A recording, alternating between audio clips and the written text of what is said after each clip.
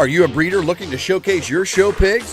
With a Walton Webcasting Show Pig Shoot, we are your go-to video service for capturing the full picture of your show pigs. We specialize in providing top quality video services for breeders like you. Our skilled video team comes directly to your operation.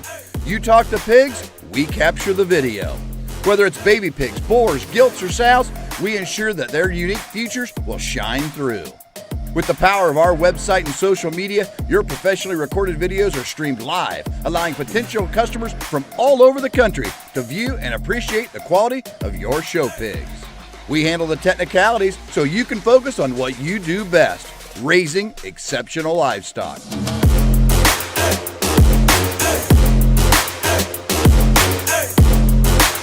To schedule your next show pig shoot, call Rhonda at 765-431-7367.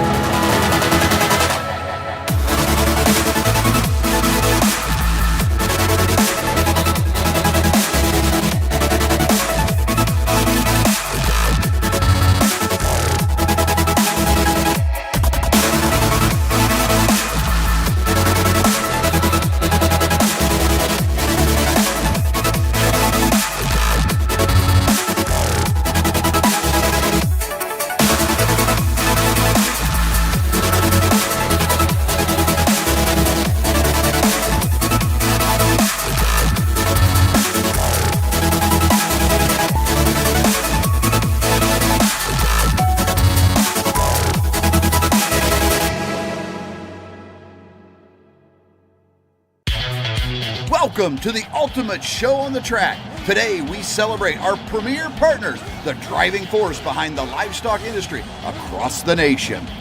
Get ready to witness the power of partnership as our premier partners take to the asphalt.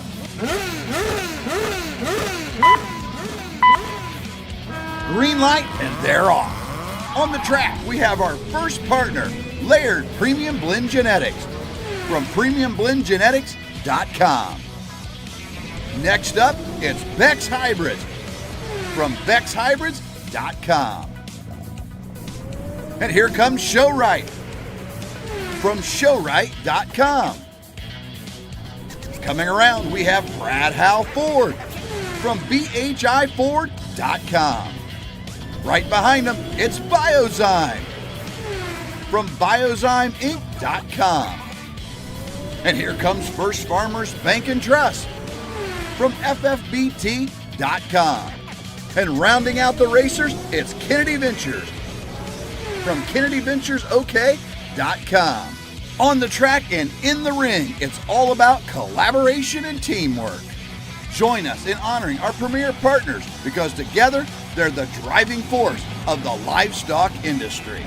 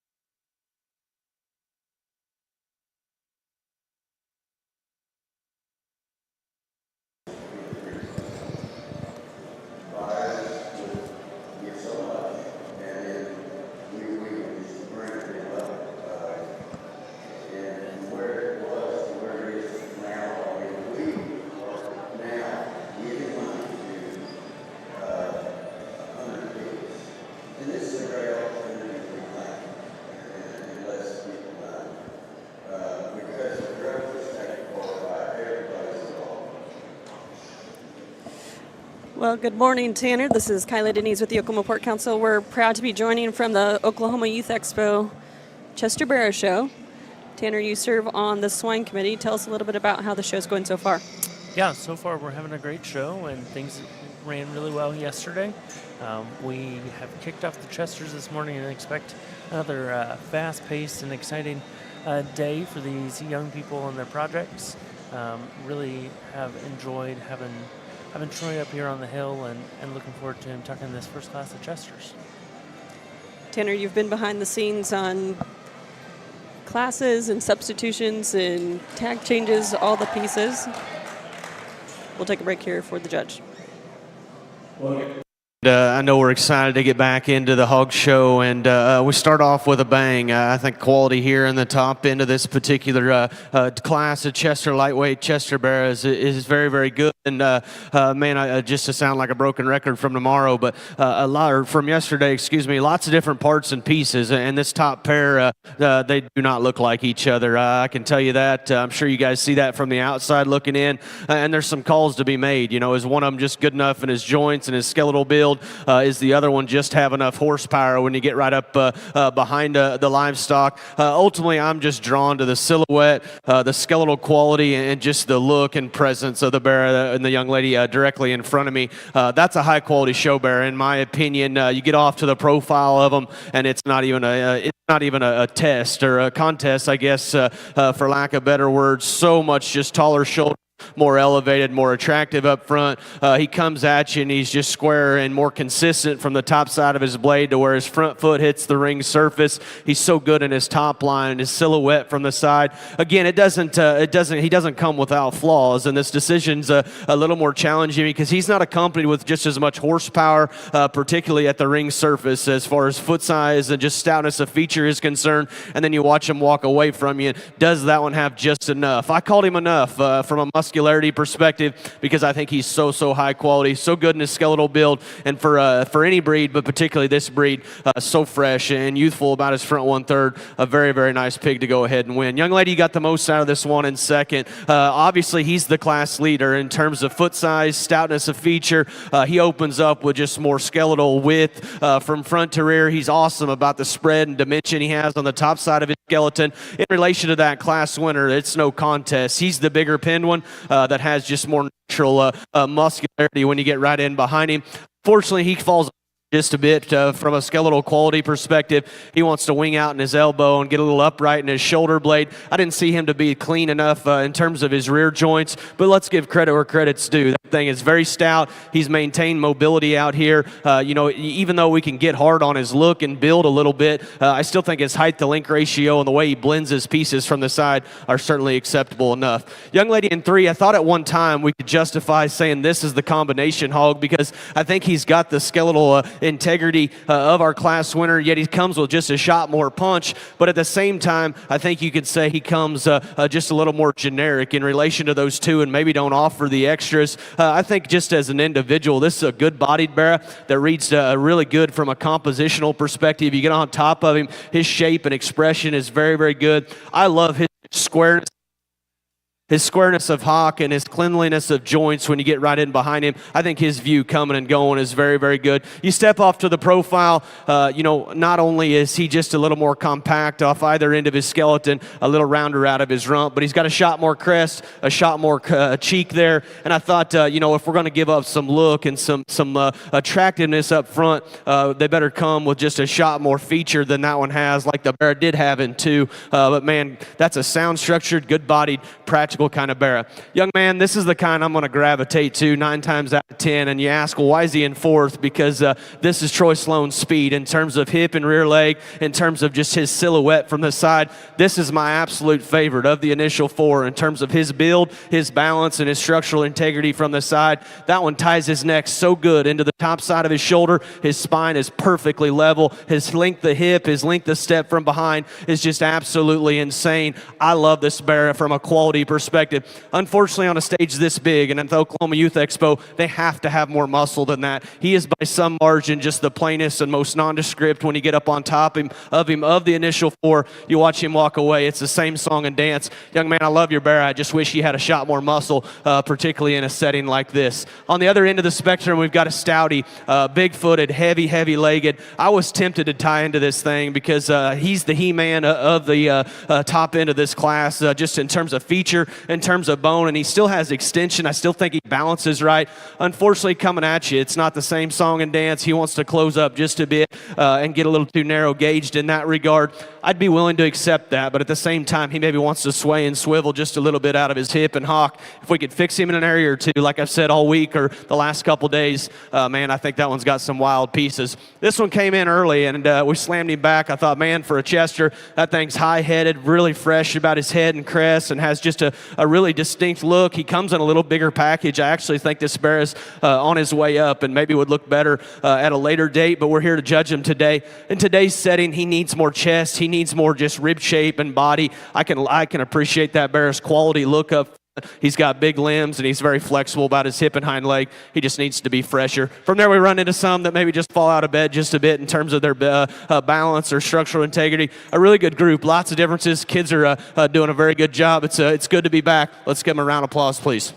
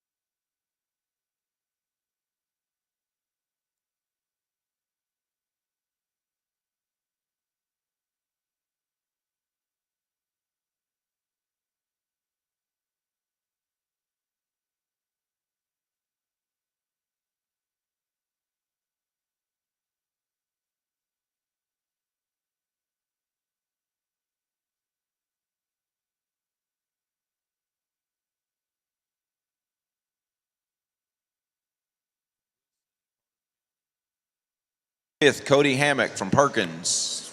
Sixth, Talon Wright from Lokiba Sickles. Seventh, Gracie Ray from Midway. Eighth, Carson Pivniska from Yukon. Ninth, Kaylin Jarbrough from Duncan. And 10th, Kason Ferguson from Texoma. Presley Bennett was the showmanship winner for Class 1 Chesters.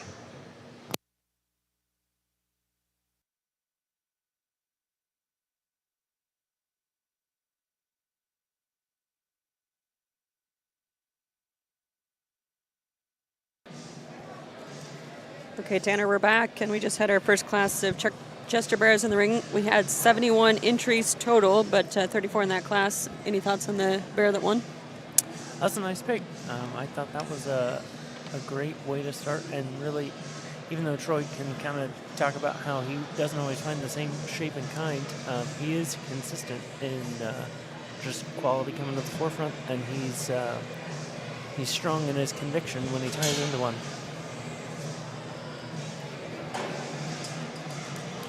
Well, we're 7 or 8 days into this thing, and we started showing gilts Wednesday of last week. It's Wednesday today, right? We got another day of bear show, but it's been a good one. Pigs have been generally pretty healthy. Yeah. People have been healthy. We've had a lot of fun. And I'm looking through the stats here. Nearly 2,000 bears showing. Absolutely. And just an impressive piece of information about those 2,000 as I break classes last night and finish up for the week. The sheer number of these things that were showing that weigh 290. These folks have done a lot of homework to keep those things fresh. And as we finish up tomorrow, we'll have 3 classes of dark crossbreds that weigh 288 to 290, and that's not an easy feat.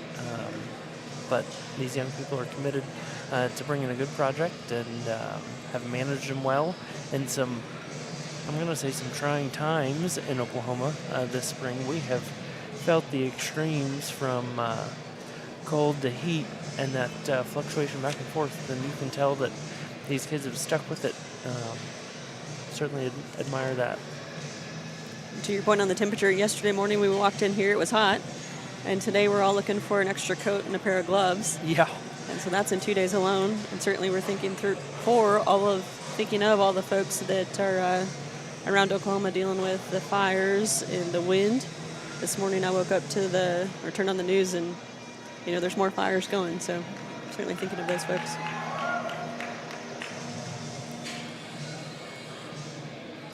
Tanner, do you have a good idea of the number of people it takes to run this big show at the Oklahoma Youth Expo? I have been impressed every year by the sheer number. I'm going to say that we're every bit of 40 people, from starting at the back gate to let them in the SIFT all the way up here to the front. It's got to be at least 40. And the reality is, as a group that works so well together and everybody knows their role, nobody gets in anybody's way, but we all know that if somebody's got to step out, then they're doing something important regardless of what it is. So you just got to step in and fill the gap until they return. And it takes, as somebody that didn't grow up in this barn, grew up across the street, if you will, the sheer number of folks is impressive, but it would be such a difficult task without them. Sure. This morning we have the Oklahoma State University Swine Club in the back, and we see students, to your point on just the sheer number, see students that come in and out throughout the week. I think we had, NEO here yesterday. Yep. And we couldn't do it without the committee for sure, and the Oklahoma Youth Expo staff, but then also want to give a shout out to the students that are working behind the scenes to make things go. Yeah, it's a great way to spend your spring break. But I think it's cool that so many of these kids that come and they volunteer as part of those college organizations. They see it as an opportunity to give back, because they know if they're from the state, they know that these things aren't possible without young people like themselves coming back and giving back. I'm pretty biased to the state of Oklahoma, and I know there's other states that do things well, but I just pulled up a Facebook post of our legendary ag reporter who was reporting in on the gilt sale last night. It's really become an event of its own. And again, $1 million gilt sale here at the Oklahoma Youth Expo, the Night of the Stars, facilitated by, the one and only KV crew, and with support of so many like Walton. High selling gilts of $80,000, $75,000. Just really impressive and wonderful opportunity for these young people. Any thoughts on the gilts that either went through the sale or what you heard about the sale last night? We watched a little bit as it kicked off last night, and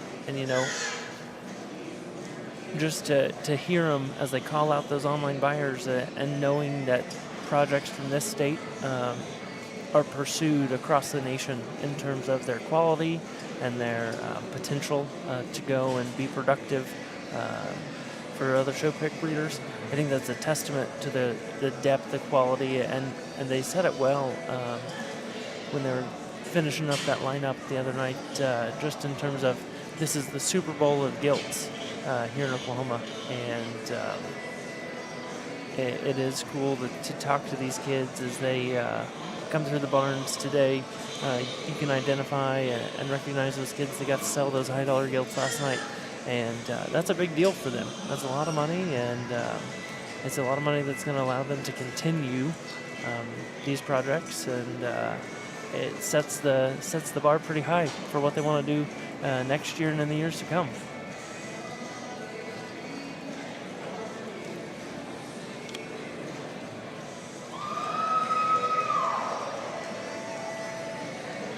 We've currently got our second class of Chesters in the ring, weight range 279 to 290 pounds. And just from a scheduling perspective today, we'll do the Chesters, the Hamps, the Pullens, and the light crosses before, to your point, we'll move into the dark crosses tomorrow.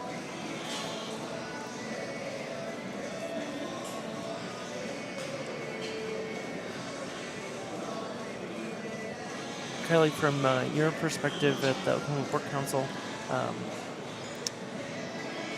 man, the efforts to promote biosecurity and animal health, I think, have just been tremendous in the last couple of years, as you guys have really targeted a group that at times can be overlooked because they're not directly tied into the commercial swine industry here in Oklahoma. What's that been like, and how have you all's efforts, you think, been paying off? Sure, yeah, it's certainly been a concerted effort and a coalition of folks that want healthy pigs and, the opportunity for young people to show good, healthy pigs and have a big show. We've enjoyed working with the Oklahoma Department of Agriculture, specifically Secretary Arthur, our Deputy Commissioner Jan Lee Rowlett, our State Veterinarian Dr. Rod Hall, and Assistant State Veterinarian Dr. Alicia Gorsica Sutherland.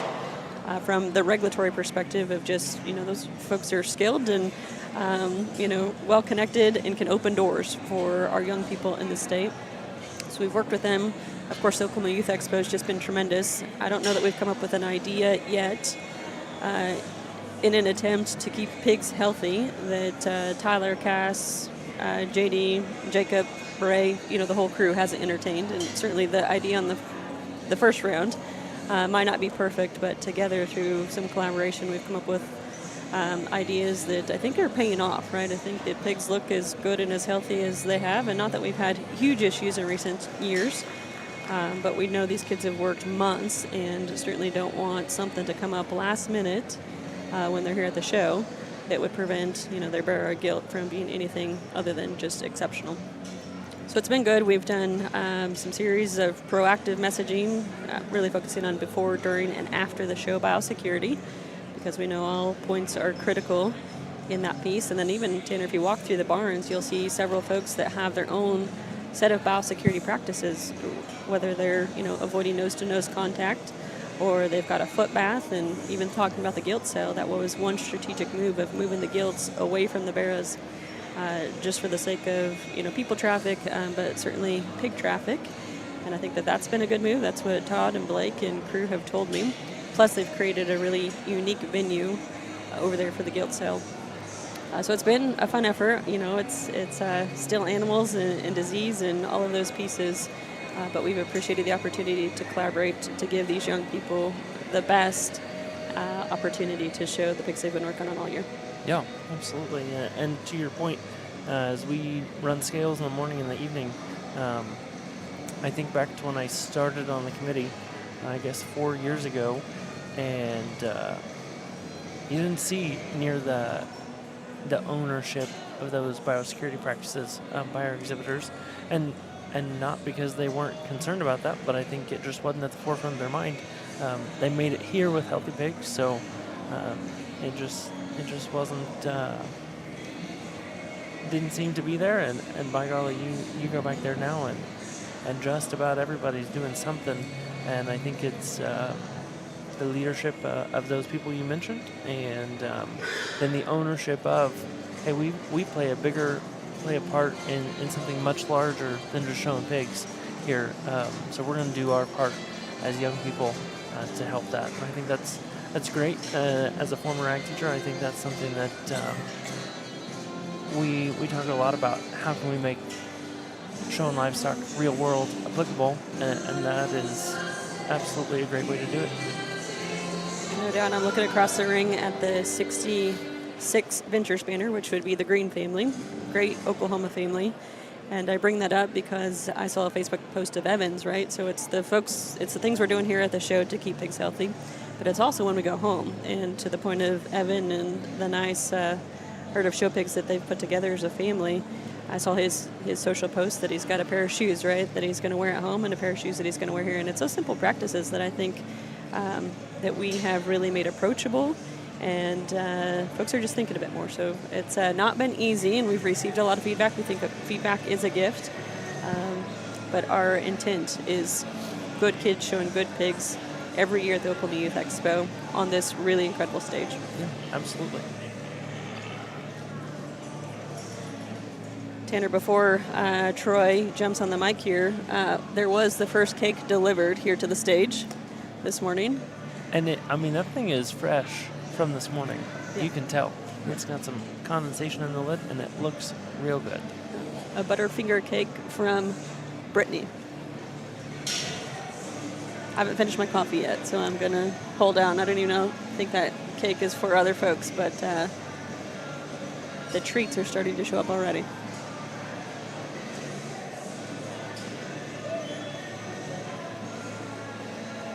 I just turned and looked behind you and realized that the Regional Food Bank of Oklahoma is to your left, to your right, Tanner. And it's pretty incredible what that program is doing. We have young people across the state that are donating their pigs to become pork sticks and then feed Oklahoma kids across the state. I'm sure there are those programs that do exist, but they were sharing this morning that they've got about 40 pigs collected and anticipate having about 300 by the end of the week. Again, donations that would become pork sticks for Oklahoma kids in need. Yeah, absolutely. And as somebody that works with those kids every day, that's a big deal, and certainly relieves some stress on some Oklahoma families that may not be as fortunate or may be experiencing some hard times. And how cool is it for our kids that have had a great experience with Show Pig to go ahead and finish that on a high note? I just pulled up the stats on that Porks for Pack program.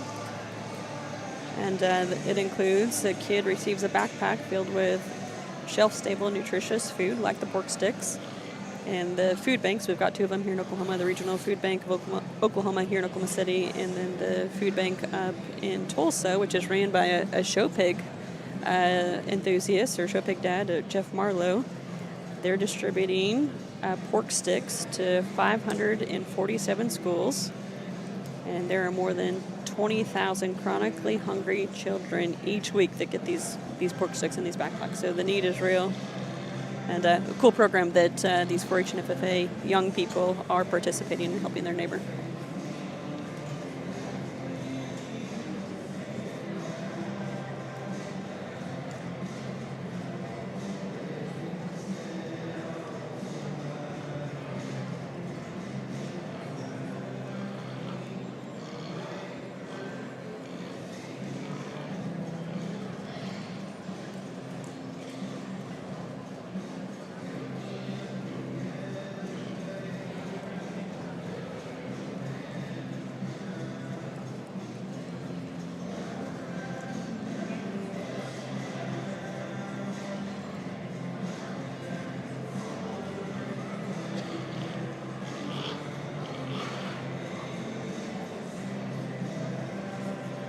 Kylie, I hate to jinx it, but man, for Chester's, it's been pretty quiet this morning, and you can tell that these kids have put in the work at home because we haven't had any major squealers that have made it up the hill.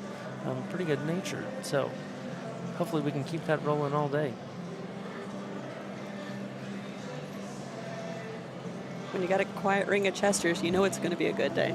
Yeah. Absolutely. To your point on work at home, you can tell that these Barrows, these top four here, they've it's not the first time they've spent a little time exercising and kind of finding that next gear to keep going and remain comfortable through it all. Absolutely.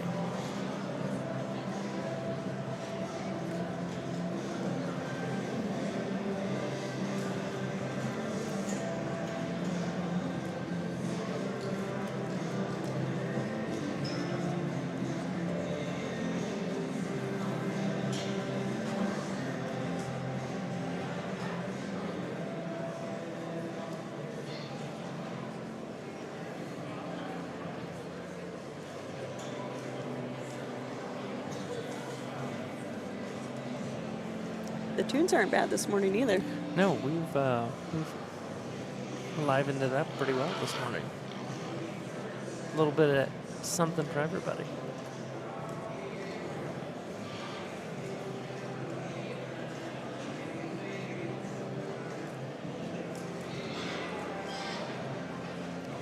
There's a decision to be made here for sure.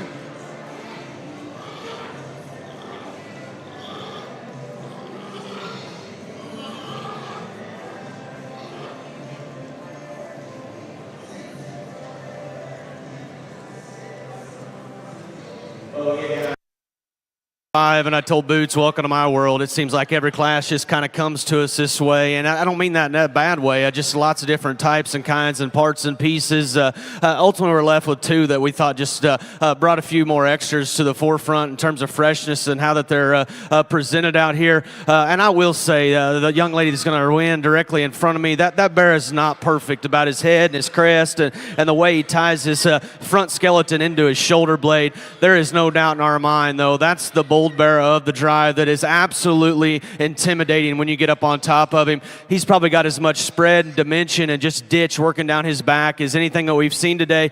Well, within the pair, he's substantially bigger in his foot size, substantially stouter in his bone work, and then as the drive wore on, even though he's maybe not perfect, we thought he was without a doubt the structural improvement that was just longer out of his rump structure and just utilized his hind leg with more athleticism out here.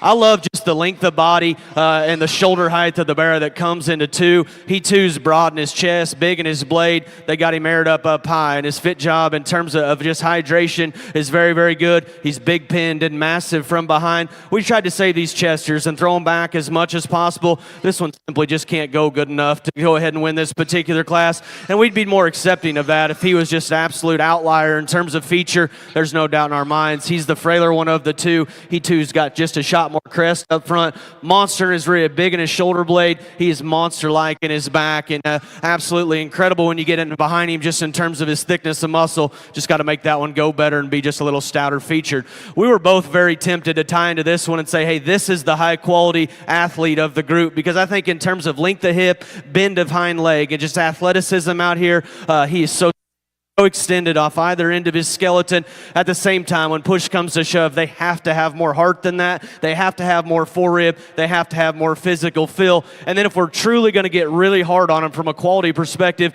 and Boots mentioned this, he said that bear actually wants to run downhill just a bit. Even though I do think that's a high quality look, he's still not perfect in terms of his build from the side. But like I said, the real reason he ranks down in the fourth hole, he just needs more muscularity when you get behind him. He needs more physical feel. Young lady's an absolute hammer on the stick. Got the absolute most out of him. Again, we can appreciate his athleticism and his quality look up front. He just needs more horsepower to get any higher in this particular class.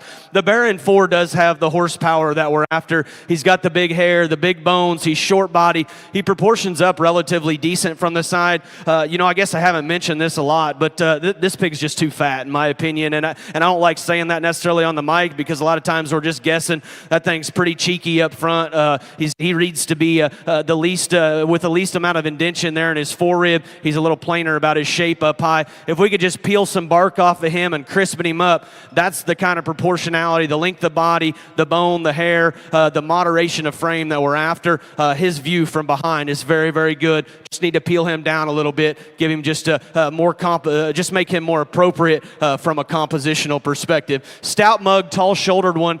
This one actually goes really well with the Barrow that just came directly in front of him in terms of hair, in terms of textures that he does have. Unfortunately, he's shorter in his rump and wants to come up in his jump muscle. You get behind him, he wants to go east and west more than north and south. We just need to make him just more collected and just more comfortable about his hip and hind leg. He's close, young man. I just got to have that one to be a sounder structured and more flexible. Again, another one here that he can give you looks at time like a class winner. He has the ability to throw his head above his shoulder blade and drive at a comfortable level. Unfortunately, coming and going gets this one into trouble, young man. He has to have more chest, and I'd be more accepting of that. But then when you get behind him, he actually wants to go the other direction and sway and swivel and pushing his hock just a bit. Again, a high-headed, high-quality Barrow that's compositionally correct, good on his pasterns, has the shape up high. You got him clipped and fitted very, very good. We just got to change him coming and going to get any higher. From there on down, I've tried to talk to the kids. An interesting class, a very challenging class. Good to have Boots up here and bounce some ideas. Look forward to getting these two class winners out here. Let's give them a round of applause, please.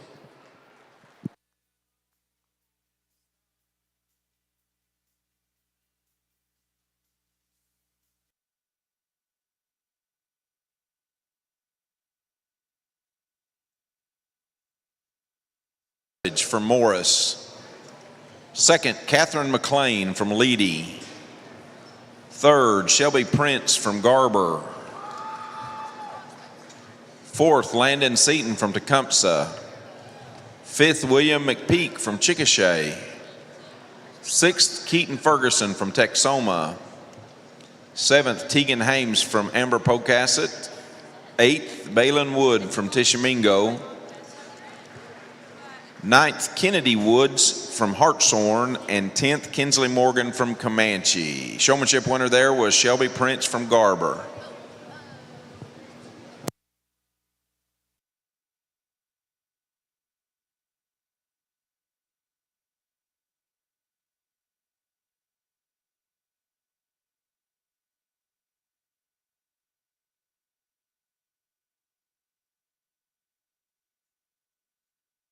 For champion and reserve, and then we'll line up several for preliminary sale order.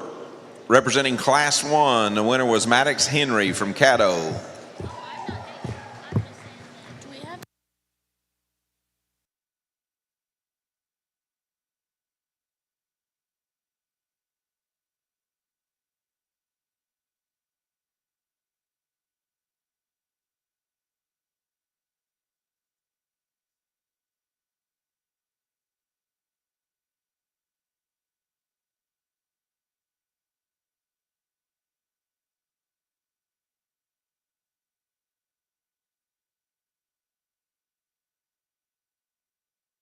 Make it sound like we're just rushing through this, but when decisions are easy, we roll with it. And I looked at him and I said, hey, it's pretty clear cut, isn't it? And that's nothing to take away from the other one, but there's one that just looks like a high quality kind of champion show bearer in our opinion.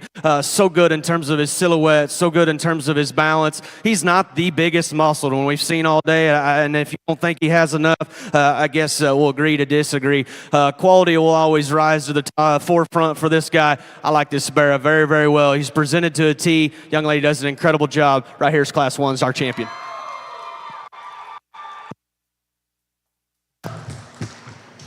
Champion Chester is shown by Maddox Henry from Caddo. We need Presley Bennett in the ring. Show for reserve.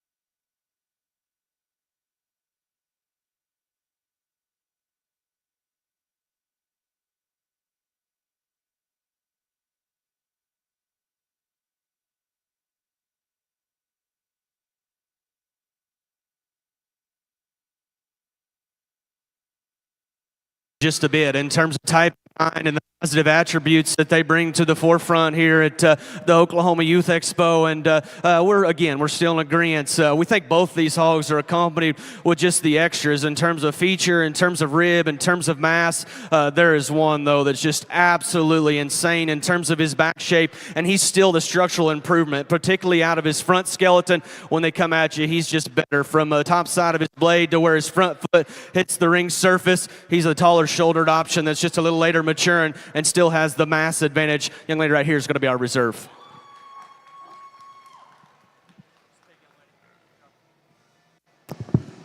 Reserve champion Chester, shown by Emma Selvage from Morris. We'll bring Catherine McLean from Leedy to the ring. Shelby Prince, you're on deck for Class 2.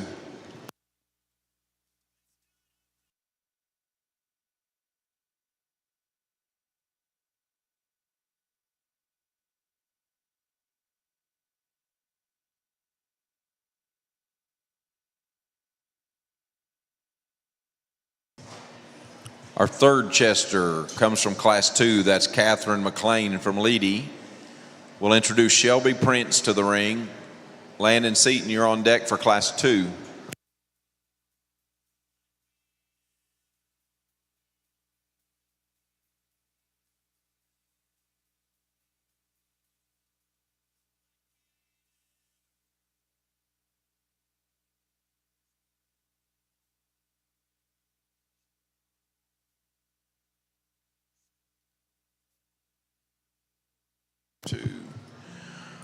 Our fourth Chester comes from Class 2. That's Shelby Prince from Garber. We need Landon Seaton in the ring. William McPeak, you're on deck for Class 2.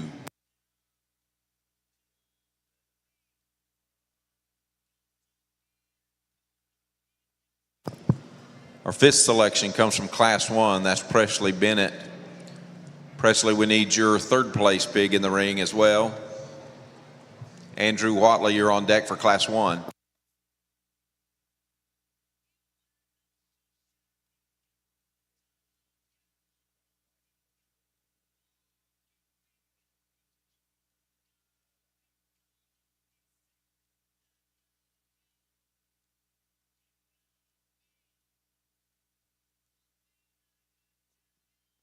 Presley Bennett has the 6th Chester as well. That'll introduce Andrew Watley from Wilson to the ring. Cody Hammock, you're on deck for Class 1.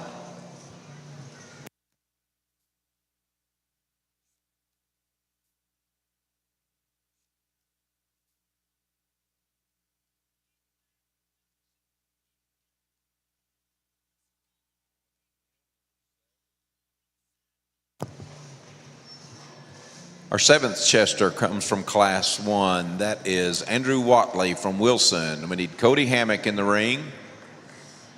Taylor Wright, you're on deck for Class 1.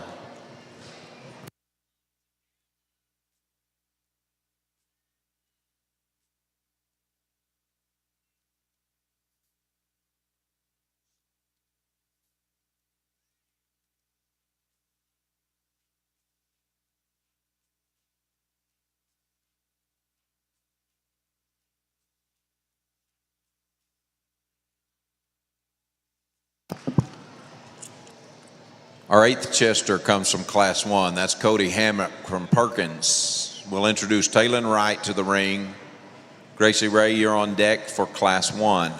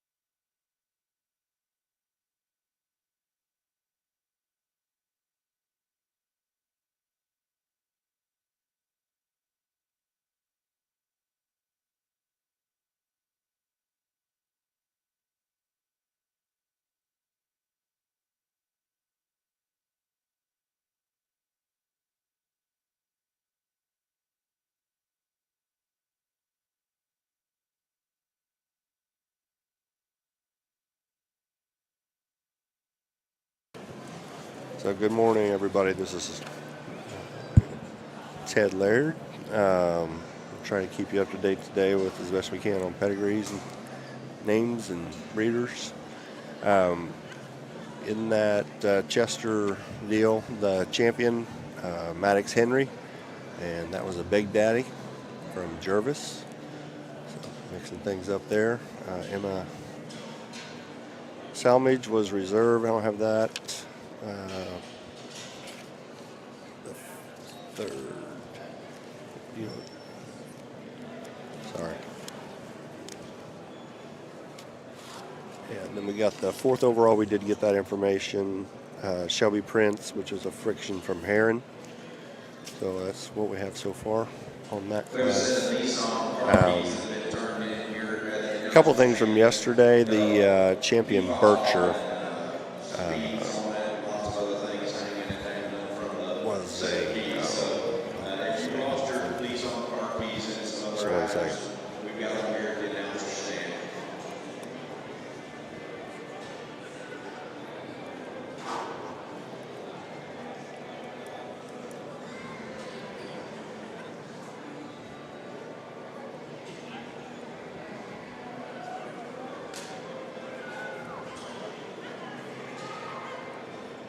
Yeah, so the champion Berkshire was announced as a buckle up, but it's actually a Watts up, sired by Watts up and out of a buckle up dam.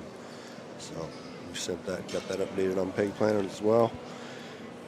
And then the champion spot was actually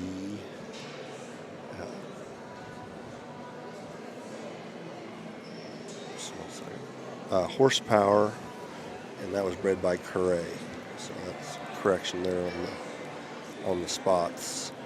We did get the information on the hearse from Jervis on the champion reserve, and the champion, they were both shown by Gadsden Jervis. The champion was, and bred by Jervis. Champion was a patent pending, and the reserve was a Versace. So we got some runners here trying to get their information. If you know something, text me, WhatsApp, Snap, whatever. We'll get it put on here. So we're getting ready to start here with the Hampshires. Big day here at OYE. We got Hampshires. Followed on there are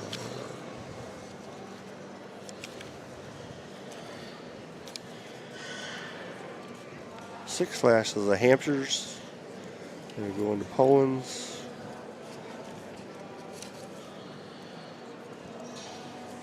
Two classes of Poland's. Then we get to the lights.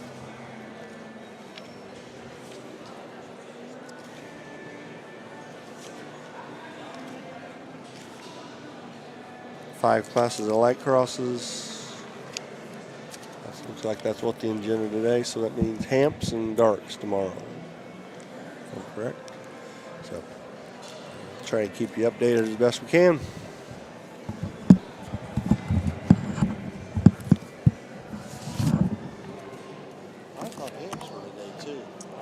Oh, they are?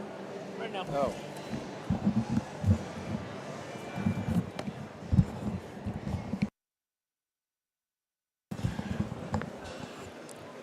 Sorry about that. Come out. Hampshires are right now. And then dark crosses. And dark crosses are all we have tomorrow in Grand Drive.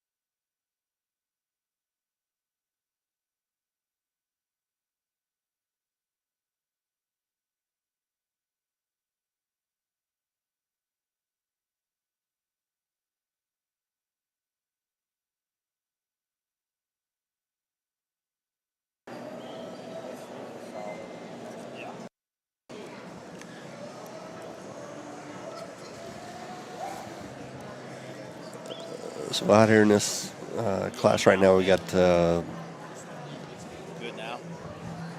taller young man in the blue shirt. This is Case and Profit from Hydro.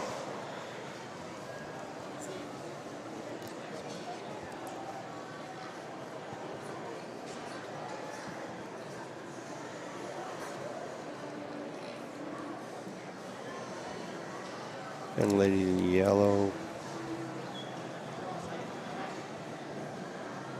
Be Landy Coulter from Valiant. Fletcher Inman went into 5th.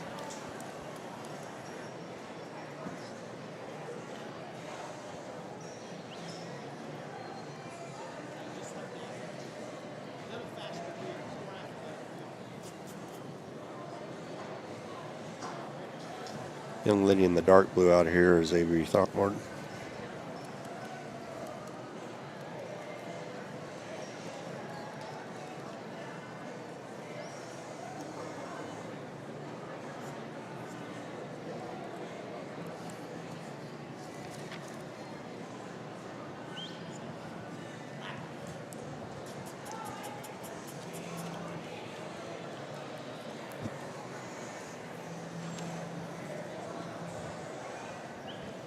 Hildy, what do you think's going through his mind? Who's that?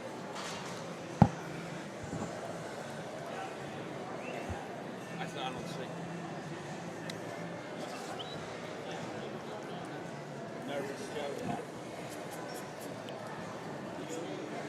Chisholm Roper goes into 4th.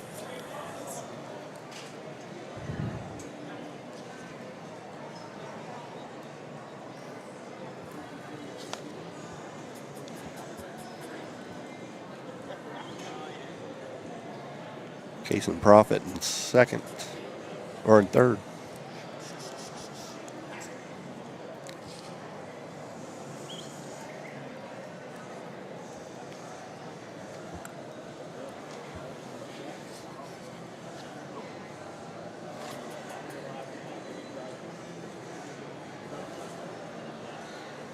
So we got it.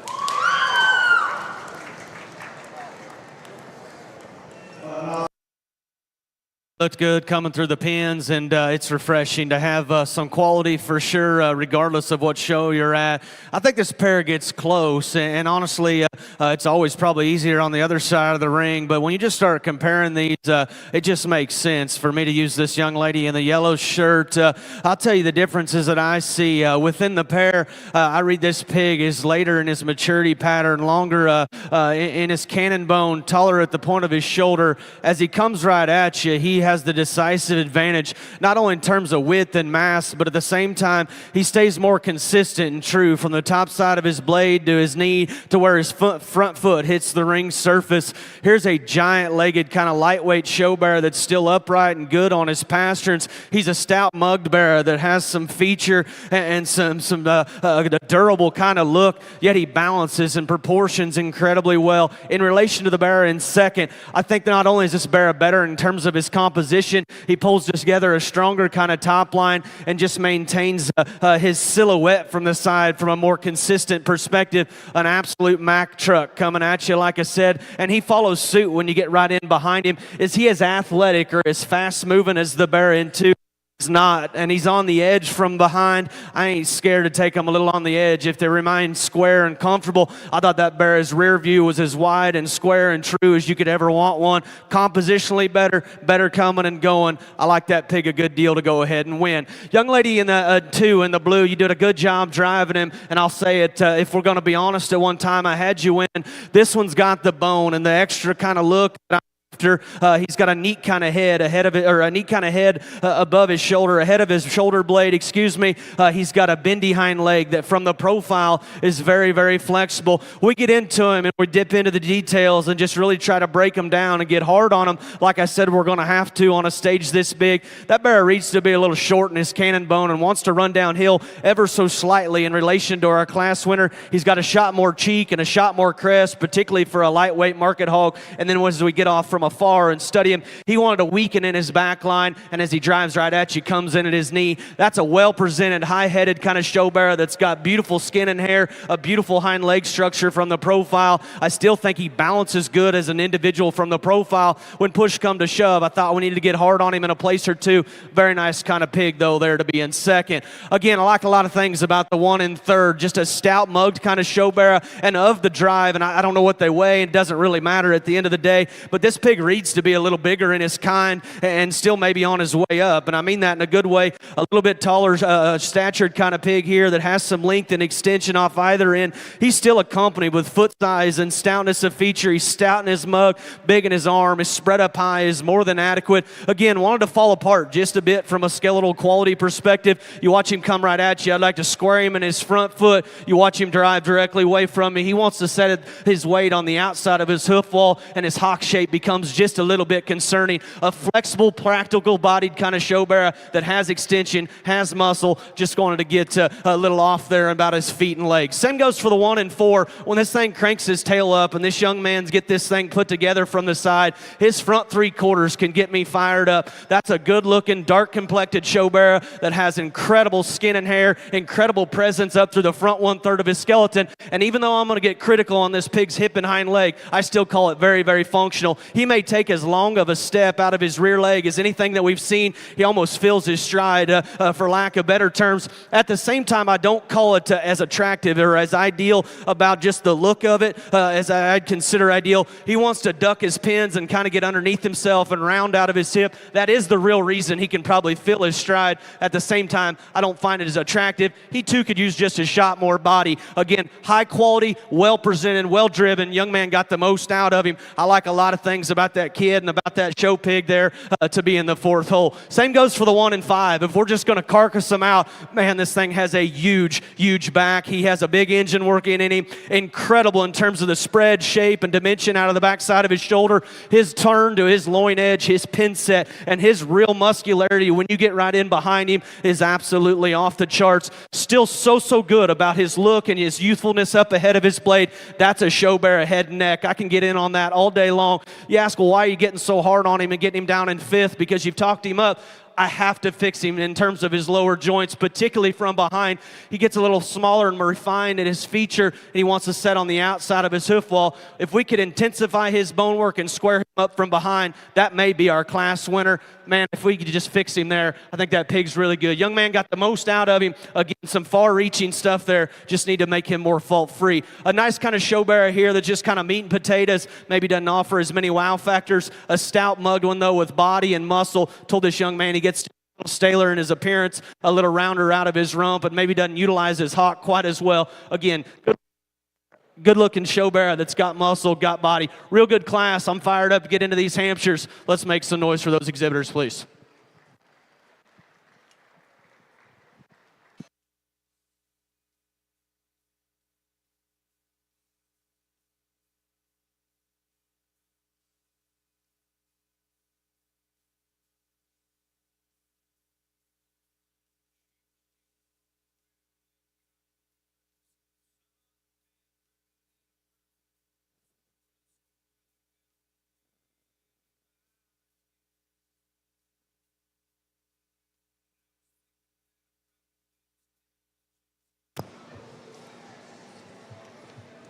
Class 1 Hampshire winners. First place, Landy Coulter from Valiant. Second, Avery Throckmorton from Marlowe. Third, Kaysen Prophet from Hydro Eakley. Fourth, Chisholm Roper from Clinton. Fifth, Fletcher Inman from Mulhall. Sixth, Bodie Jeffries from Blackwell.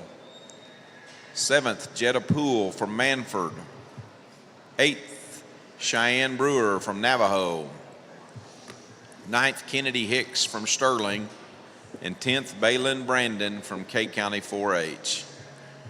Jetta Poole from Manford was the showmanship winner for Class 1 Hamps.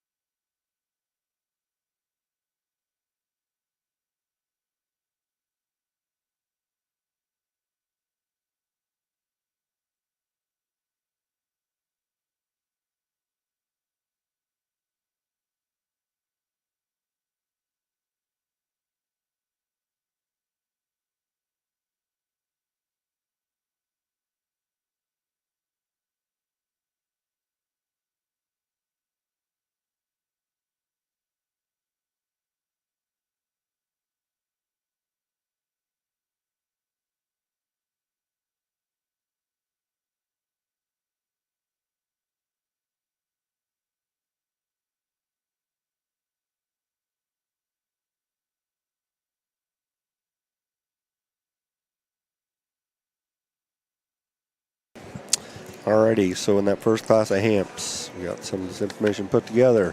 First was Landy Coulter, and that was a wild side. Second, Avery Throckmorton, no problem, no problems, bred by Leathers. Third, Case and Profit was a beast mode from Kimball. Fourth was Fletcher Inman. We haven't received that information yet.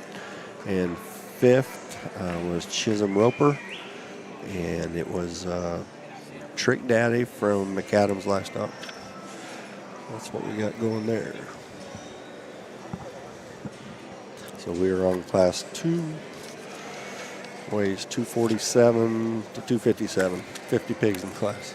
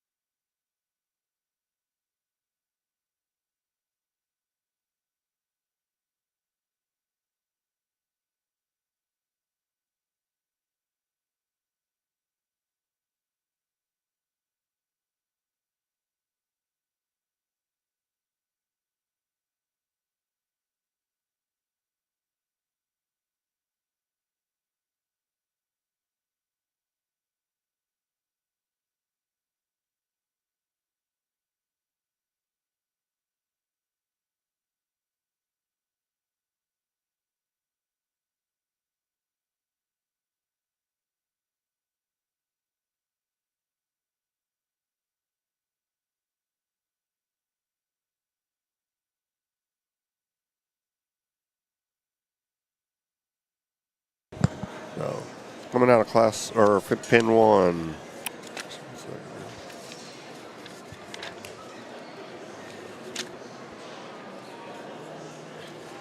Now pin 1 was Doc Downing.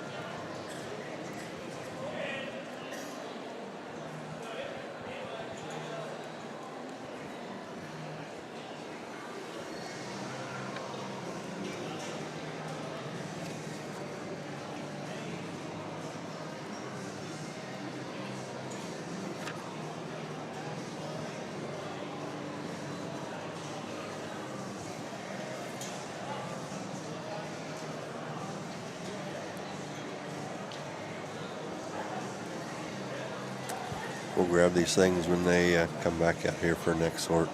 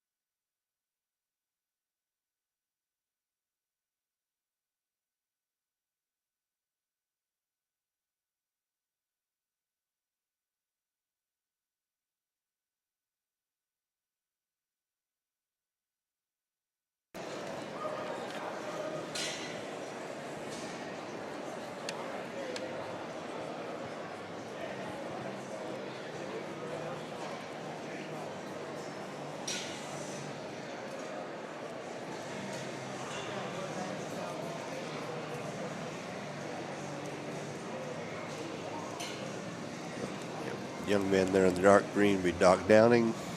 Young lady in the light blue is Paisley Collins.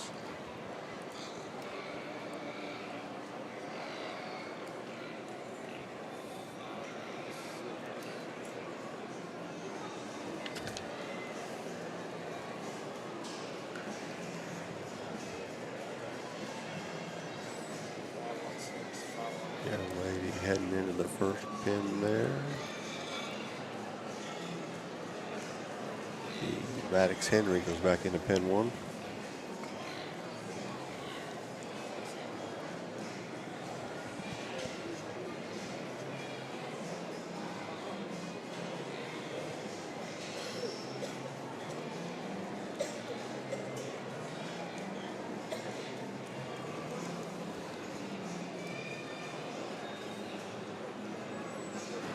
A.D. Oaks heads into pin 2.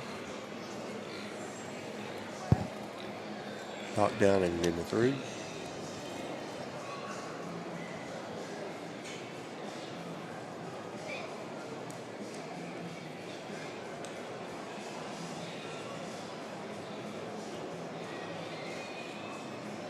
These are just, this isn't final placings. This is just the second sort here.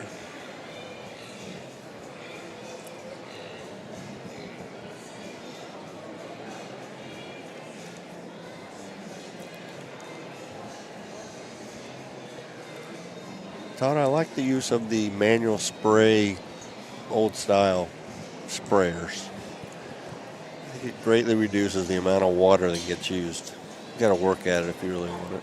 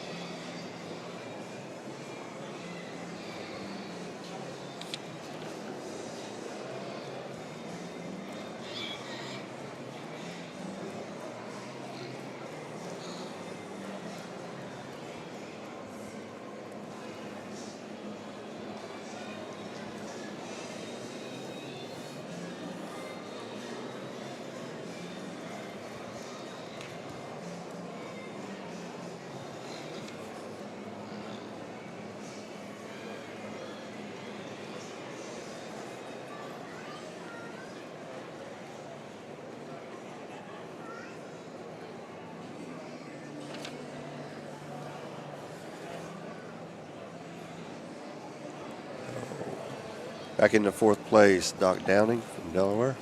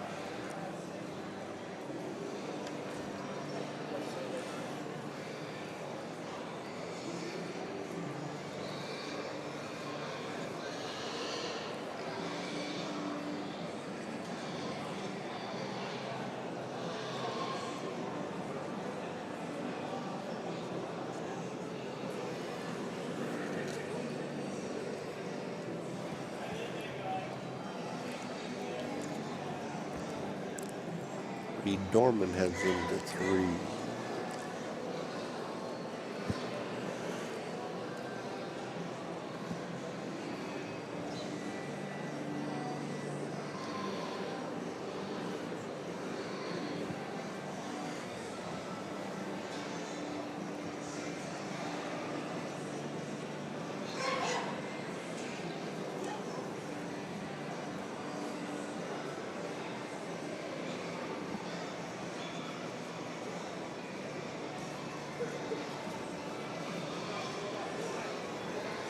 We got dark blue as Maddox Henry. Girl there in the sweater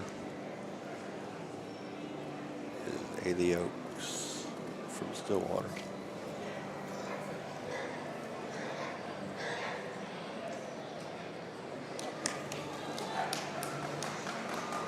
Ailey Oaks takes the class. Very, very good class. And you know what never ceases to amaze me when you get onto some.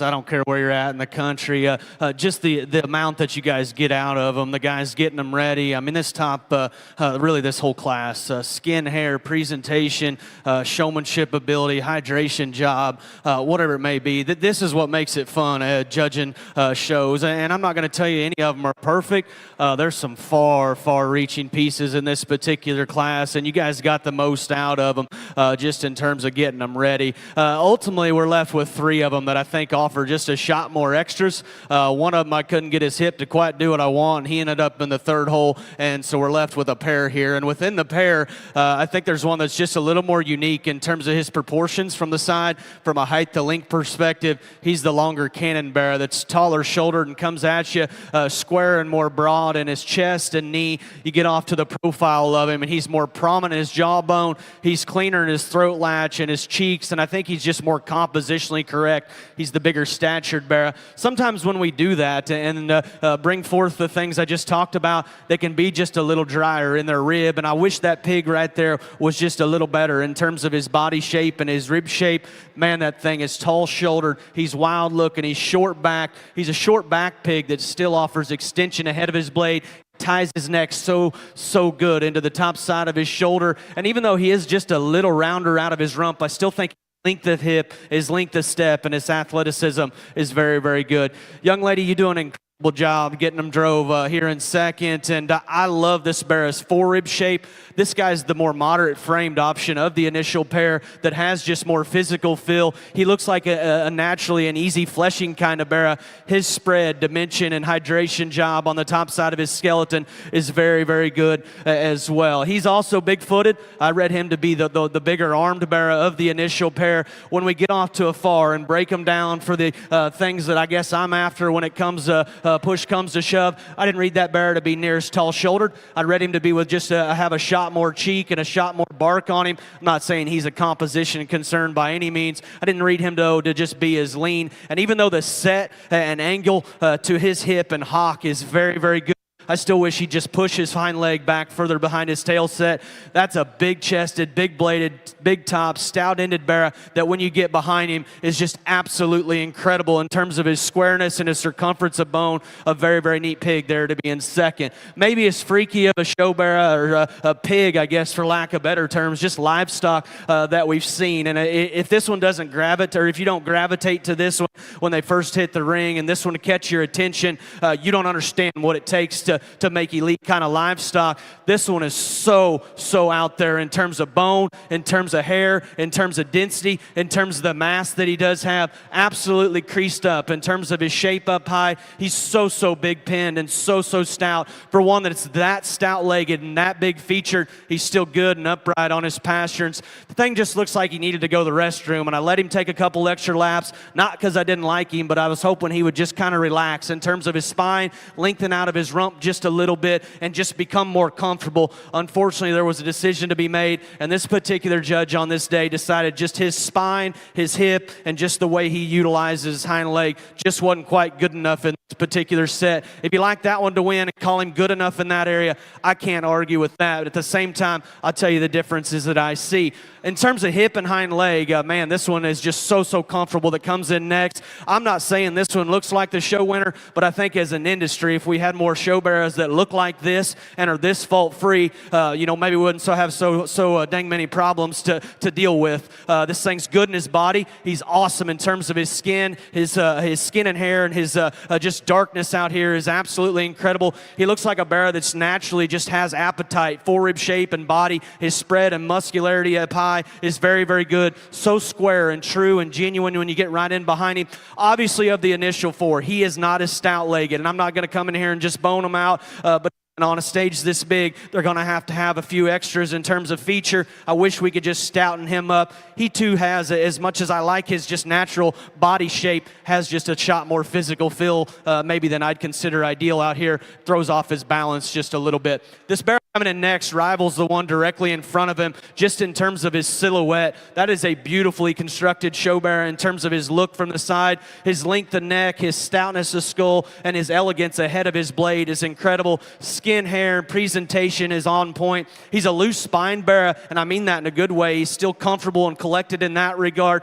Told this young lady we just have to fix his front feet. And again, I'm not going to come in here and single trade him. I just feel like we had to draw the line in the sand and say that one's front foot just isn't good enough. And then if we study him from a rear skeletal perspective, I thought he got just a little shorter step and just a little choppy. Skin, hair, presentation, she got the most out of him. Again, a beautiful show barrow that's hydrated, that got the most of him. I really like a lot of things about that pig. On the other end of the spectrum, we've got a giant-legged, short-backed one here that just looks like a zoo creature, and I don't use that term often, but he just looks weird. He's so stout and different about his skull. He's a short-bodied barrow that still runs uphill, so stout in his feature. You rip him down, and he probably don't just look as youthful as that some of those that precede him. I read him to be the flattest in his rib, and to no surprise, he doesn't have just as much spread or punch on the top side of his skeleton. A really neat pig, though, that has so many far-reaching pieces in terms of just feature, in terms of proportionalities. Young lady did a good job. From there, man, I'd take these four every day of the week and go to a lot of shows and certainly feel like you could be competitive in this particular setting, in this particular class. They just ran out of the extras, whether it be bone or hair or muscularity or just structure, whatever it may be. Kids are doing an awesome job, though. I know I got long-winded, but I like talking good ones. I thought it was real good on the top end of that deal. Let's put our hands together for those exhibitors, please.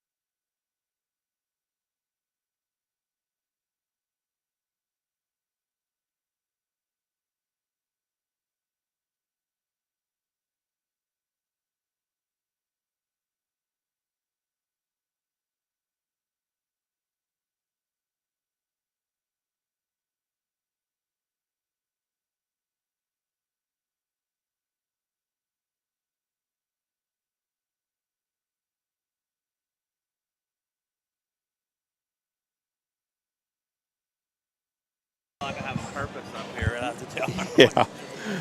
Will Hilty sitting. You got Royalty. Will Hilty and Gary Todd. So hopefully the roof won't fall in, or the show pig world will be in big trouble. Except if the roof falls in on you and Gary, we'll be in huge trouble. All righty, we did well on this. Class 2. First was Ayla Oaks. It was a safety first from Danner.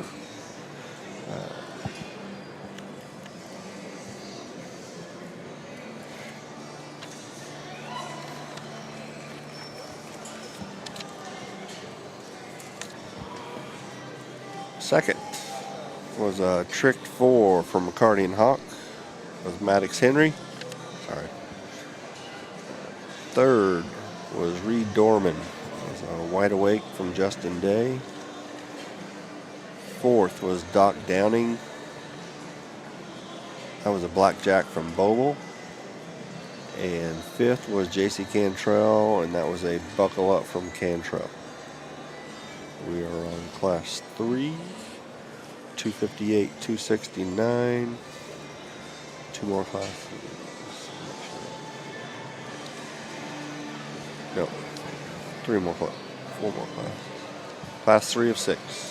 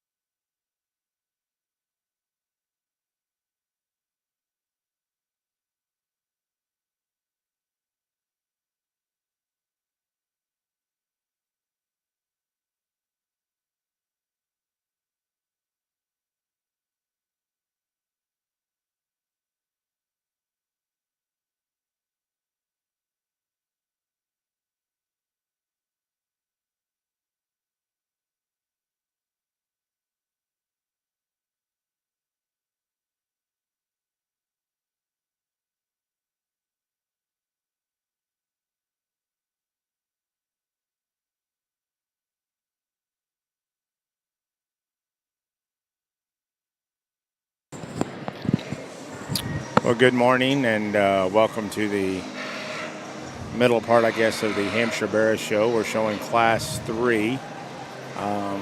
These two high 250s to 60, 258 to 269. It says they're on your screen. Just getting back with you there this morning. Been kind of the aftermath of last night, if you will. I've kind of getting re-going and regrouped, so we'll try to get everybody caught up. Sitting alongside me here today is Mr. Will Hilty. Come in yesterday and was able to attend the gilt sale last night, take some of that action in, and wanted to kind of give you a highlight or two about that, and then maybe listen to him a little bit from his perspective on sitting on this side of the fence, because I know he's been out there in the middle where Troy and them guys are today, and just hear a little bit about that. So, Will, any big perspectives on the sale last night?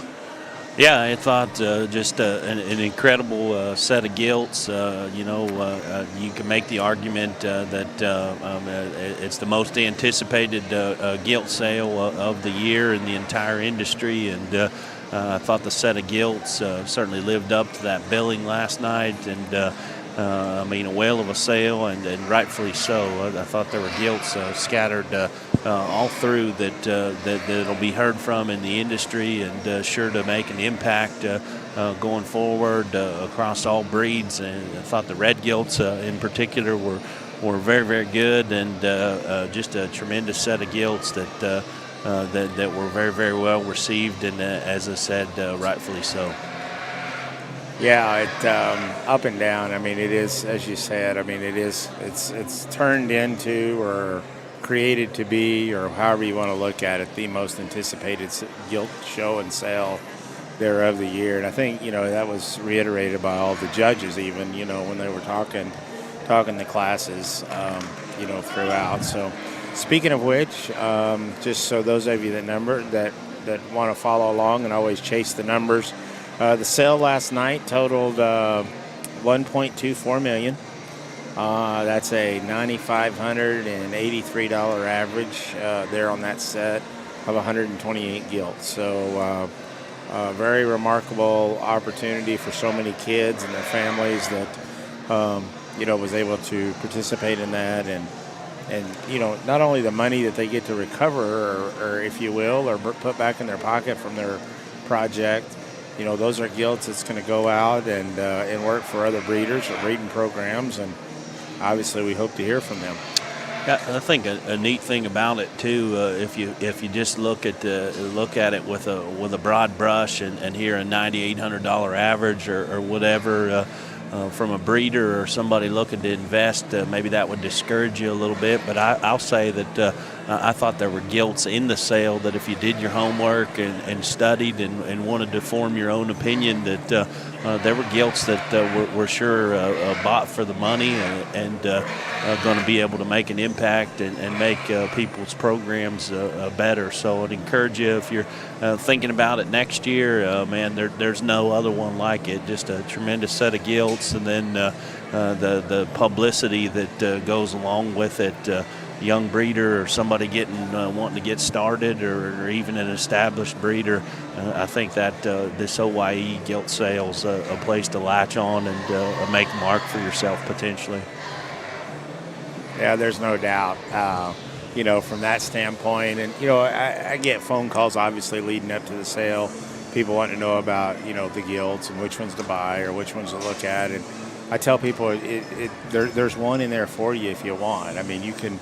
We sit there and say we average 9,500, but you could, to your point, those gilts have brought 4,500 that may be an impact, and they could be 4,500 to 45,000, and the price is really irrelevant when you take them home and put them to work. And it could be the first gilt in the sale that ends up being the generator, or it could be the last gilt in the sale that eventually makes her mark. So. Again, there was a ton of opportunity there for people, and I think it'll continue to be that way going forward as well. I always find it intriguing, Will, is that some of them people will be like, we tell them that well, this one here that's down the line, or this one that sells, 105th or the 125th or the 140th, whatever it is.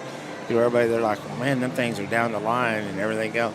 You got to realize there's 2,200 of them to start with. And the best set of gilts that you'll find anywhere in the country. So those ones that make the sale, they're there for a reason. And again, the prestige, and it's often been people have tried to duplicate it, but there's only one. In my opinion, it is still the one, no doubt. Yeah. So what's it? Obviously, our buddy Sloan's out there, and it's no secret that not only good friends and everything else there, but kind of give us a little perspective. What all has to be going through his mind? What it's like there judging the Barrow show here at the OYE. Yeah, obviously, I consider Troy one of my best friends. We talk quite a bit and stay in touch, and we both live, eat, sleep, breathe it, and I know he's been looking forward to this opportunity since he got the call. Anybody that aspires to judge pig shows, this is a bucket list event, no doubt. And I'll say, people talk about it being a marathon and how long it lasts. I guess one thing that I took away from it last year, it was a blur in terms of how fast it goes by. And in his shoes out there, he's dialed in, he's focused. He doesn't see anything going on outside the ring, any of the outside noise. You just get in such a zone out there and dialed in with the task at hand that you just kind of get in the groove, and before you know it, it's over with. It'll go by quick, at least it did in my opinion. It was a blast, and there's no environment quite like it. I've had the opportunity to do a couple of the big ones now, and out there on the hill, under the bright lights, the music, the crowd around, it's a one-of-a-kind environment. Well, that's the deal. You talk about that. Speak of the crowd. I mean, you look around. I mean, it's incredible. It is. I mean, when you see and you look, the number of people, I mean, all the way back from coming down the hill to go through the sift to make it up here, just the whole process in itself. Yeah, it's if you go up there and stand at the end and look from one end to the other, it's quite the spectacle to take in. And, the crew here does just such an incredible job in terms of the show management and the superintendents and whatnot, the way they're able to kind of put this thing together, and the way they do the sale lineup and stuff. They've sure got their ducks in a row from an organizational standpoint, and the way they make things happen here. And, so far this morning, from what I've seen, these Hampshire barrows just continue to get better, and we get into these bigger ones. I know for last year the Hampshires were incredibly deep and good, and looks like that's maybe going to be the story here again. Yeah, I think we're on the tipping point of just about any time here. We're approaching that 270 mark. These here in the high 60s, and from about here on out, I don't think anybody will be disappointed if you're tuned in watching the show. Yeah, I'd say we're getting to the point where you could start to see some barrows that could be players. I have no idea what's back there or what's to come, but just historically or from what we saw last year, we're getting to the point of the show where there's certainly going to be some heat coming and barrows that could be major players to get a part of the whole deal here. Yep. Troy's kind of in a little rhythm out there. He gets his music going, and that DJ kind of got in a rhythm there. We hit a little span here where he's kind of got some music that would get a guy pumped up and tapping along with it, and the pigs have fit the music, and then again you tie it together with the bright lights and the crowd, and what an atmosphere it is. And one thing I will tell you about being out there, it's a little cold outside. I promise you that he's not cold out there under those lights. Yeah. When the adrenaline gets pumping, I bet he's thinking about shedding that suit jacket here before long. You can tell he wouldn't mind probably taking that thing off. I know mine didn't last very long. He looks pretty sporty today. He does. He's well-groomed and dressed to the T. think he's got any idea that we're talking about him? I think he probably does. You think he's got any fear of wondering what we're saying about him? Oh, maybe, to be honest with you. Well, we're going to get to hear him. He's at 3, 2, 1. We'll turn it over to Troy. Yeah.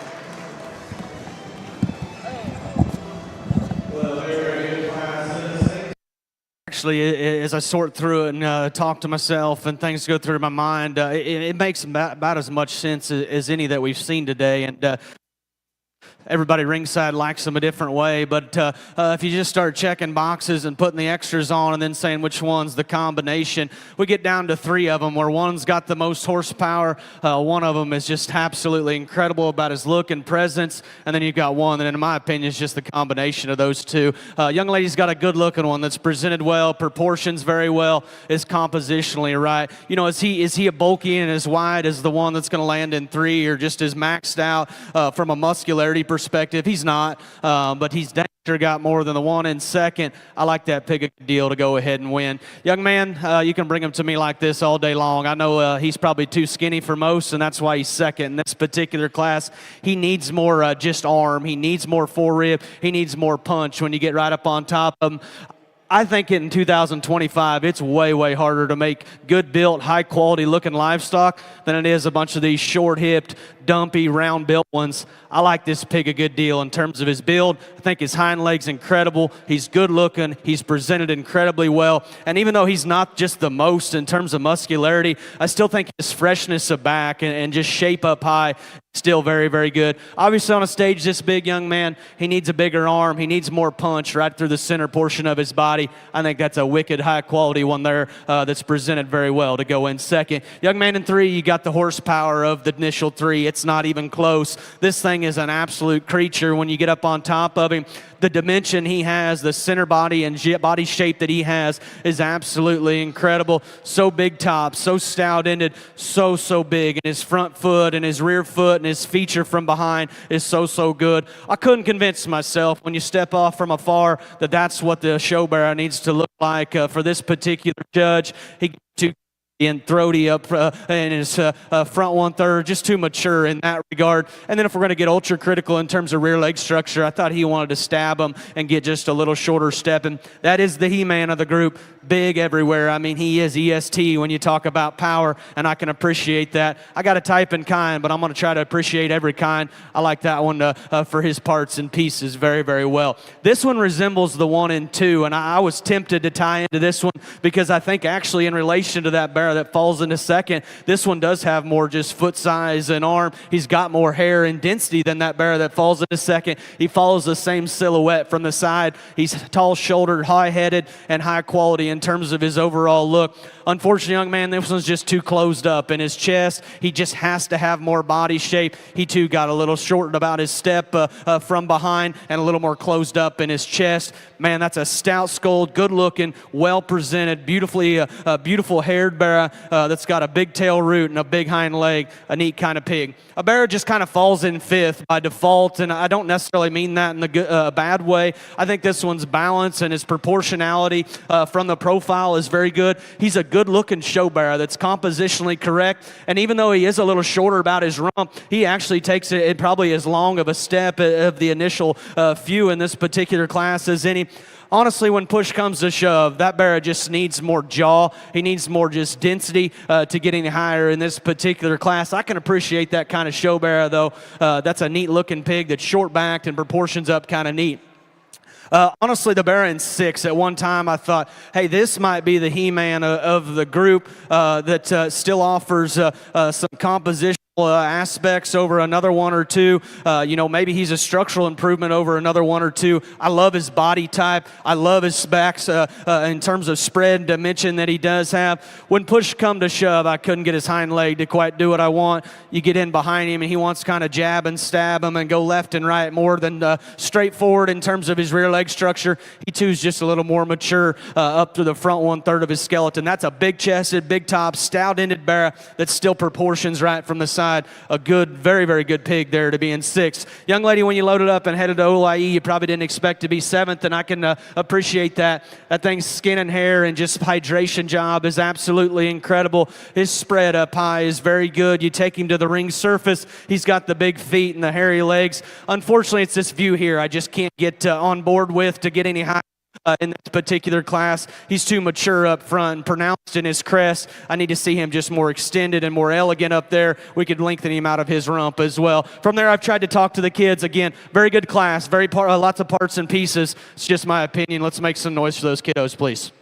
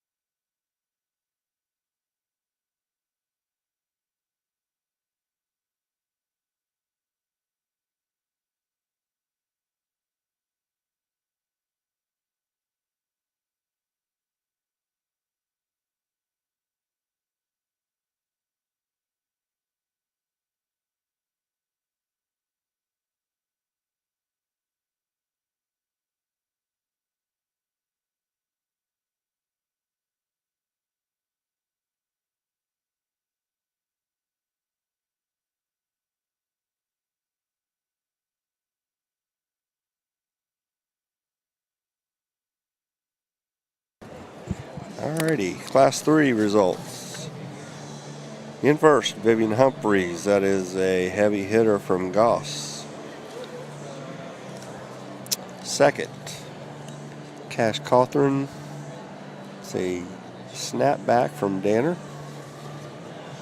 Third is Coy Holloway. There's a wild time from Golden Show Pigs. Fourth, Hunter Smith. Not sure on pedigree, but it's from Pell. And then fifth is was Kaylin Hicks, and that is an OG from Altonwater. On Class 4 of 6, weighs 270 to 279, 48 pigs in this class.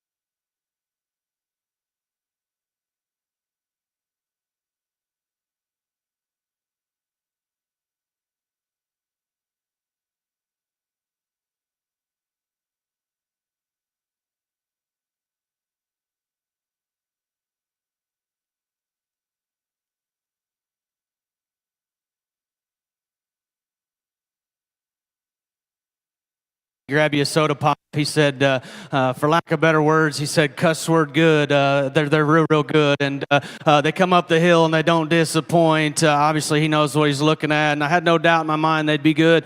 I do think these three, as good as this class is, separate themselves just a little bit more. That there's one that he can't be beat. It's non-negotiable in my opinion. I will say I wish we could push his ham-loin junction down just a little bit. And I told myself earlier, well, if you're going to beat a pig because of his ham-loin junction, you probably don't need to be here. That one is on another level in terms of bone. On another level in terms of comfort. That one is in another level in terms of just his overall punch. When you're the stoutest and still the most comfortable, and arguably still the best looking, you need to win. Very good pig to go ahead and win this particular class. And that's nothing to take away from 2 and 3. Again, I said I thought there was 3 of them that is sorted up to, man, this pair's close. There's one that's got just a shot more punch, a shot more feature, and there's one that's just more comfortable, more relaxed in his spine, and paints the better silhouette from the side. Barrow here to my left's going to be second. Fresher up front, taller shouldered, more pronounced in his jawbone, just more youthful, pulls together a stronger top line, remains more comfortable in his spine and out of his hip and hind leg. Again, in relation to that class winner, he doesn't have the wow factors in terms of feature. He's a little more refined there in his arm. He's not as busted open in his chest as the Barrow in 3. He doesn't have as much center punch or body as the Barrow in 3. Again, a very, very high quality one there to be in second. Again, the 1 and 3 comes to us with more arm than the Barrow in 2. He has more just foot size and feature. He has more curvature to his forerib, and to no surprise, he opens up square and just with more punch and width out of the backside of his shoulder. I thought maybe if he went to the bathroom and just relaxed early on in the class, that maybe he'd just figure things out in terms of his loin edge, in terms of his spine, in terms of his hip. That's getting ultra critical though. Here's a big-legged, very well presented Barrow that's got all the extras you could ever ask for. I just like to make him a little more comfortable, a little fresher, and a little more attractive. Young lady in 4, you've got the one that could probably trump the 1 and 3 just in terms of his silhouette and quality. This thing is presented to an absolute T. His skin, his freshness, his look, his composition reads Troy Sloan all day long. I love this Barrow's proportions. I love his look. He's got a big ditch working in him. He comes at you. His knee and front foot placement could be a little better. He goes directly away from me. He sets on the outside of his hoof wall. He just doesn't, it just isn't as secure right at the ring surface as I'd consider ideal. And we're not going to come in here and just structure him out. But in a class of this magnitude, we're going to have to get difficult on him.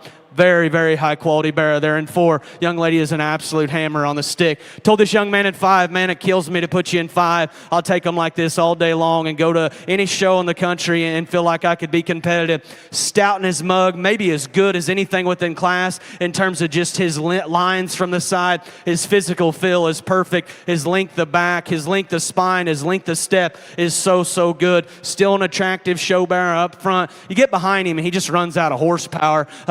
Not only is he not as stout in his feature and his rear bone column, but at the same time, he doesn't have just as much twist or as much crotch or as much pin set as those Barrows that precede him. Flat backed, good looking, and can go all day. Kid got the most out of him. I like that pig a good deal. We flip the script just a little bit here on 6 and get back to a hussy stout one.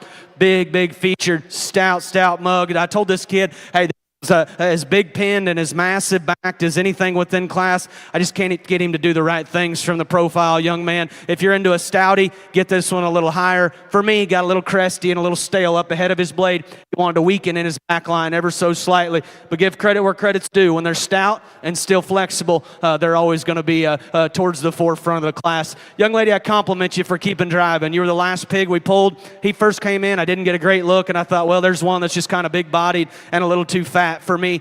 I'd encourage you to dip in and study him. He's got more edge. He's better compositionally than you might think from the outside looking in. Again, another one that's just a little too old, a little too much in terms of his physical feel, but that is a stout show Barrow. That skin and hair and presentation is very good.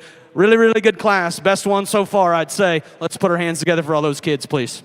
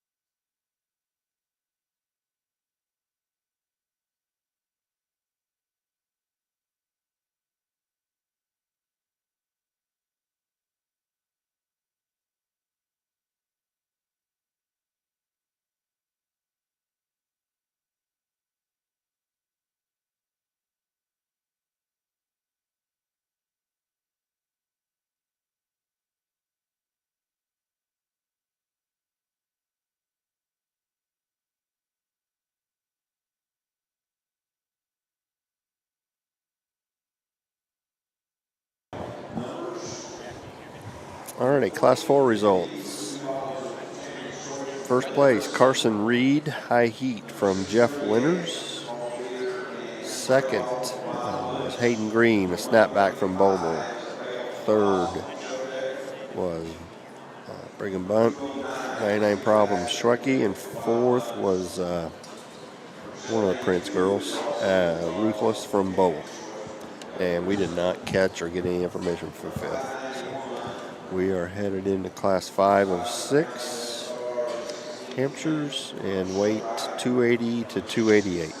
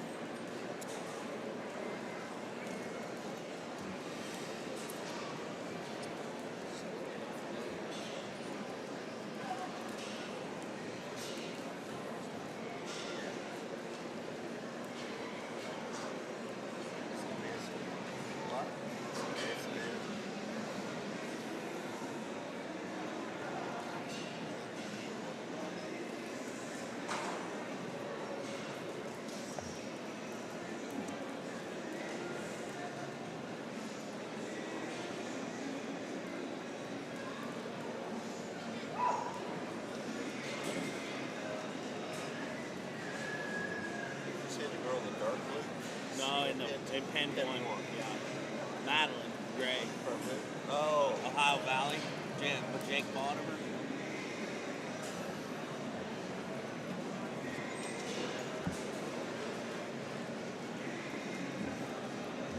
Ooh.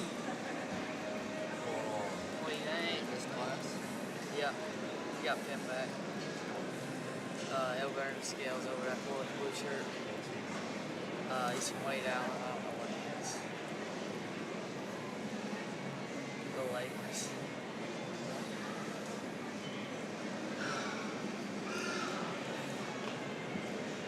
Did you ever get your Wi-Fi figured out?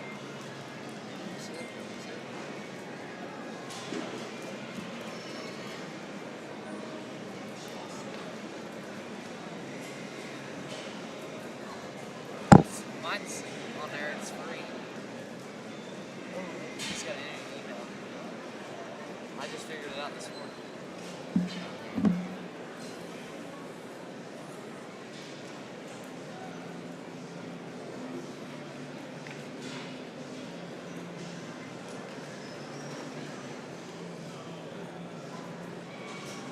State fair, free.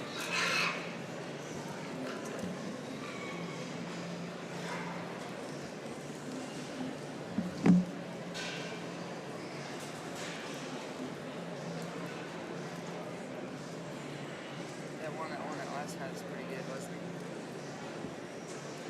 Where's he from?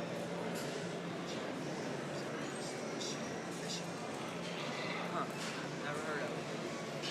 Not very big. What, that pig costs like $300 or something?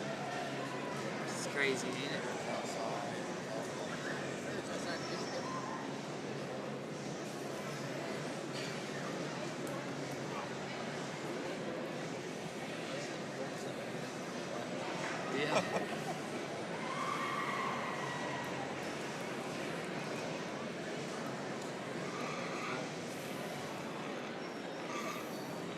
Visitors and ranking may excuse.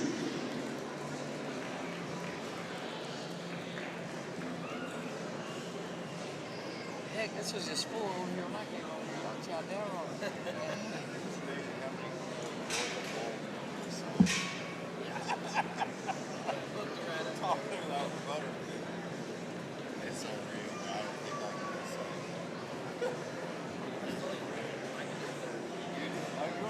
Oh yeah, JD, you're skinny.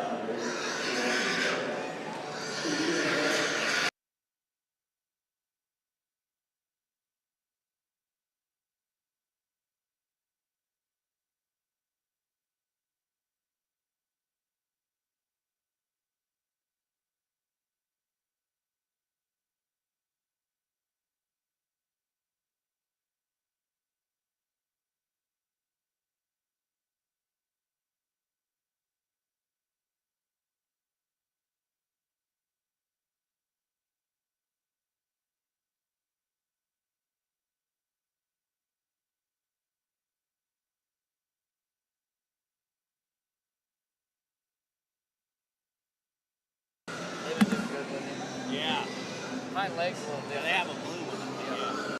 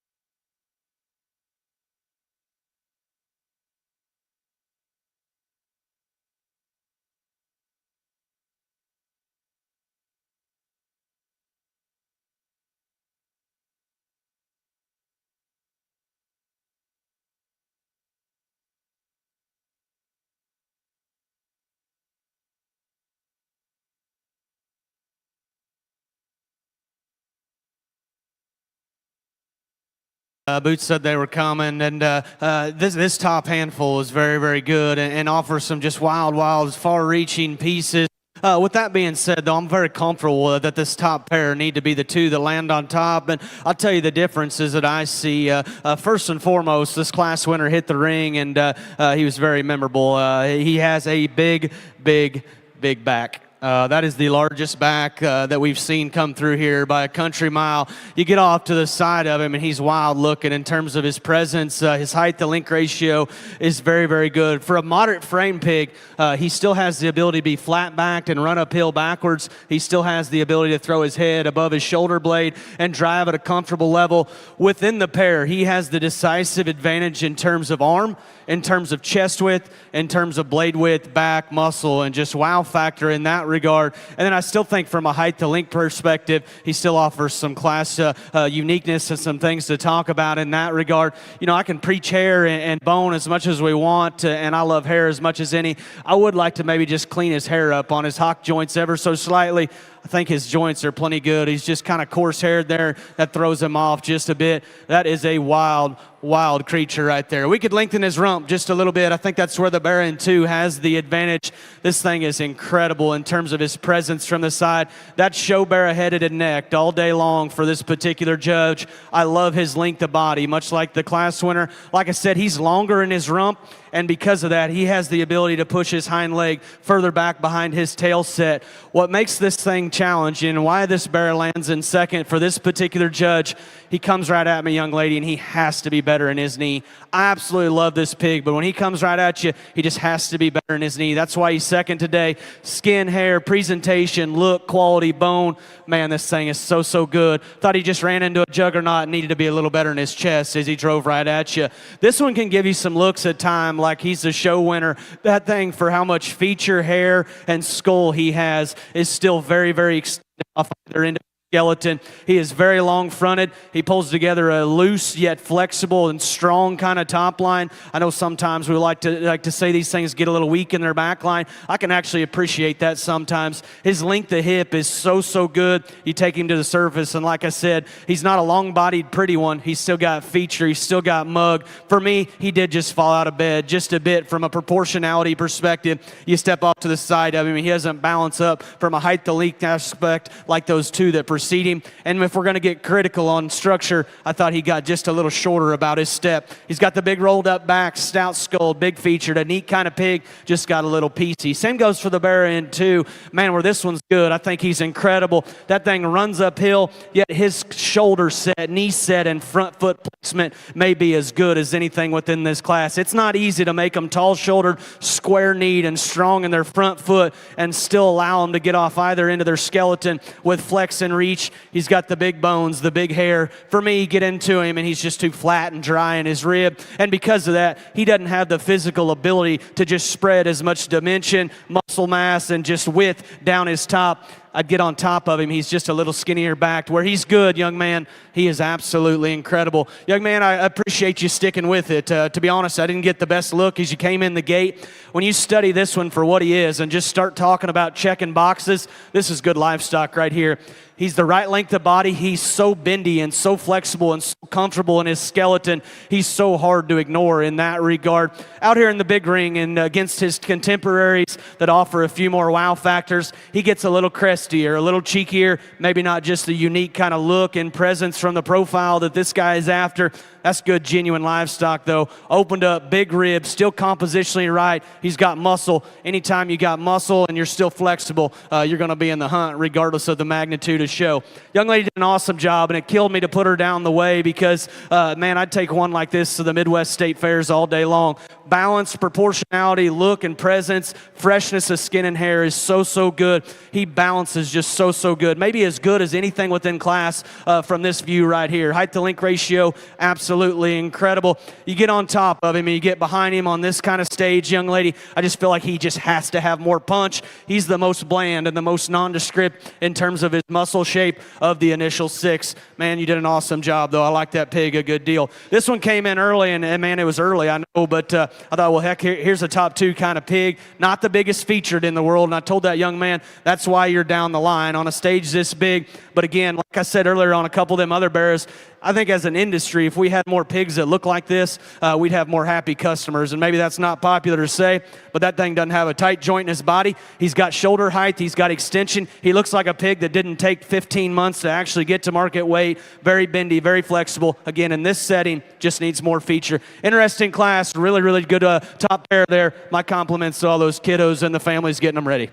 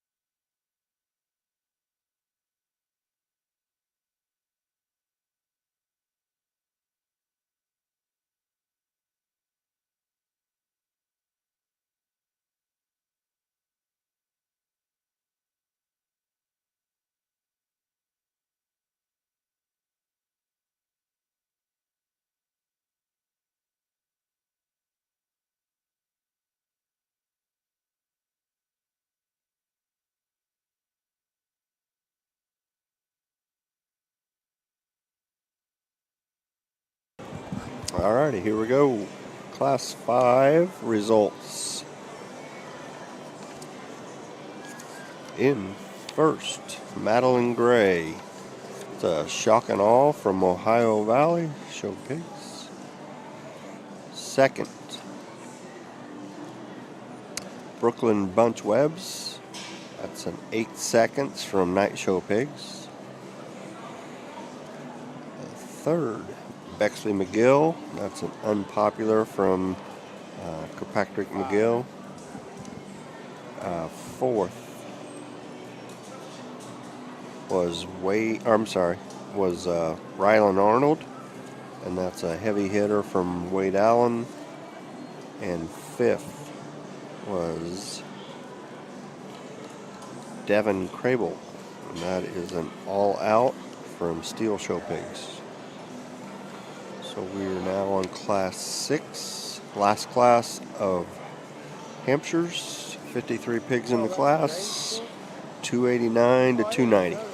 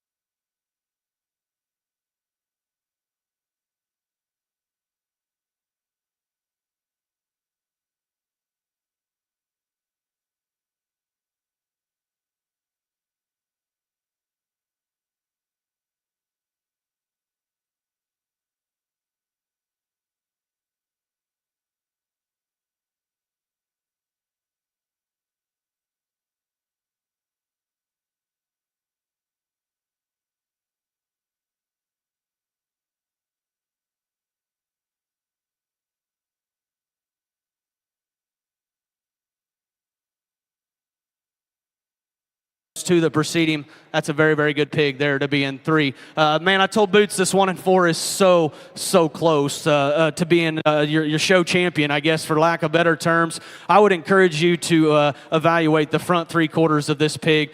So high-headed, so attractive up front, so good about his shoulder height, yet can get out of his front skeleton with so much flex and reach. Pulls together a strong yet flexible kind of top line. He's got the big hair, the big tail root. He's got all the extras.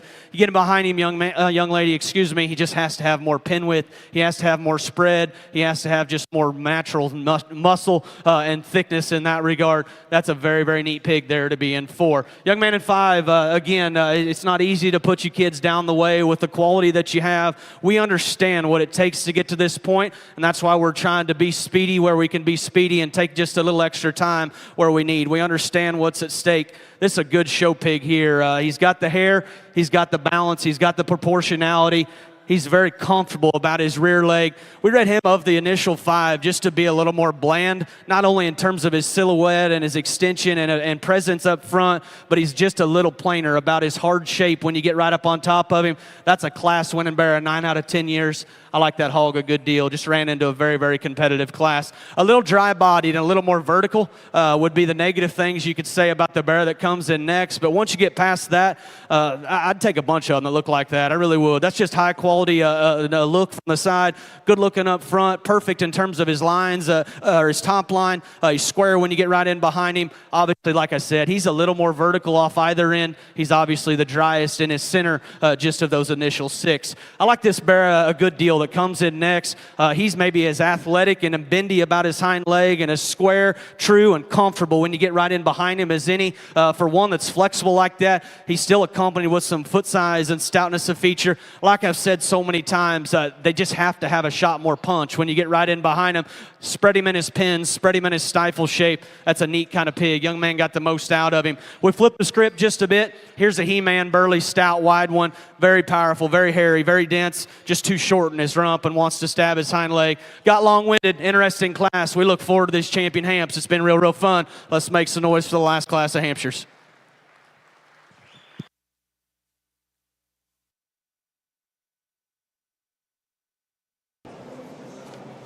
Yeah, real quick, we'll get, we know the top pair in that class is 6. Last class, champion was Caleb Dorr. It's a wild time from Todd. Second was Sailor Norvell, as expected from Kimball. We'll get those complete results of that class here in a second. Ahead to the champion drive here.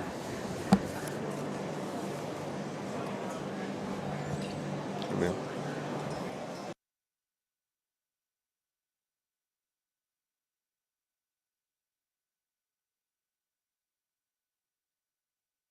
Your Class 6 Hampshire's first place, Caleb Dorr from Wagner.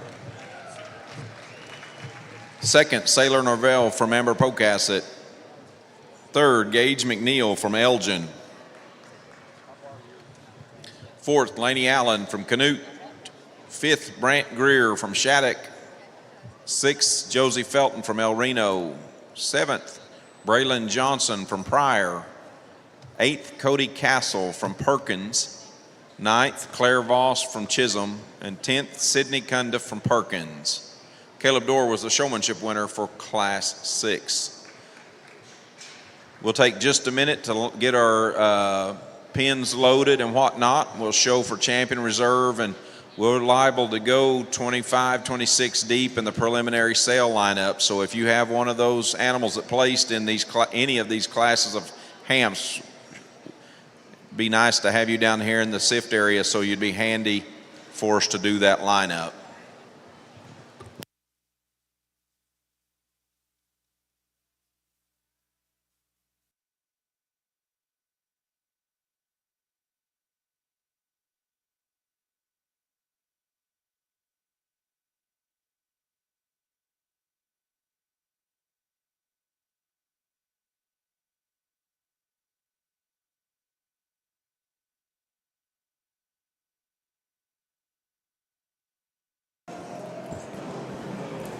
We've got the ring ready for our champion drive.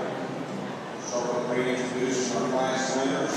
Class 1, winners Laney coming down Class 1, Landy Coulter. And that is a wild side. I'm trying to remember the breeder. I apologize to them. Second was A.B. Throckmorton. That was a no problem from Leathers. Winner in Class 2 was A.F. Oaks from Stillwater. First in Class 2, Ayla Oaks. Safety first from Danner. Second in that class was Maddox Henry, which was a trick 4 from McCarthy and Hawk. Cardian Hawk.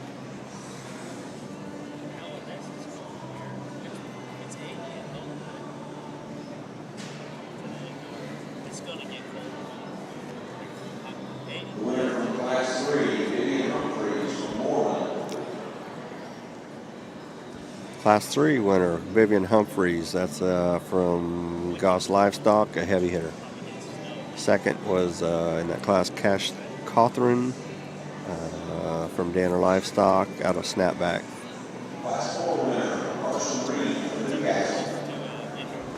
Class 4 winner, Carson Reed. That's a high hit from Jeff Winters. Second in that class was Hayden Green. That was a snapback from Bogle.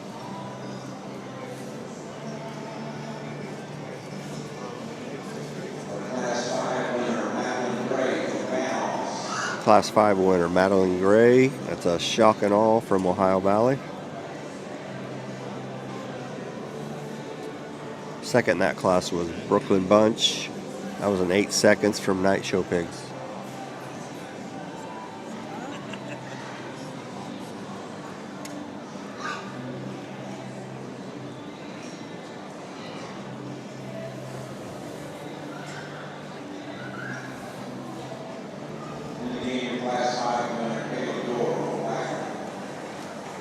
Last class, Class 6. Winning that class was Caleb Dorr. It's a wild time from Gary Todd. And second in that class was Sailor Norvell. That's an as expected from Kimball Livestock. And third in that last class was Gage McNeil. We're trying to get some more info there.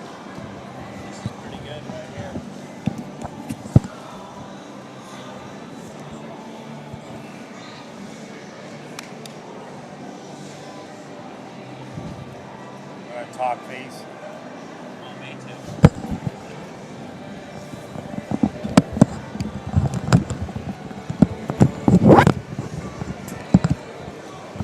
Well, it's obviously the champion Hampshire Barrow Drive, and we've got all these 6 class winners back out here, and I think Will, I don't know if, I hope you can tell on camera what these things look like. Yeah, just the 6 class winners come back, and you remember them being good as we worked through this show. But man, when they come back out here together, what a lineup of Hampshire Barrows, and man, it's as deep as I remember seeing it. I think there are several in contention. I don't know that it's clear cut by any stretch of the imagination, but just dang good pigs represented in these 6 class winners out here. Yeah.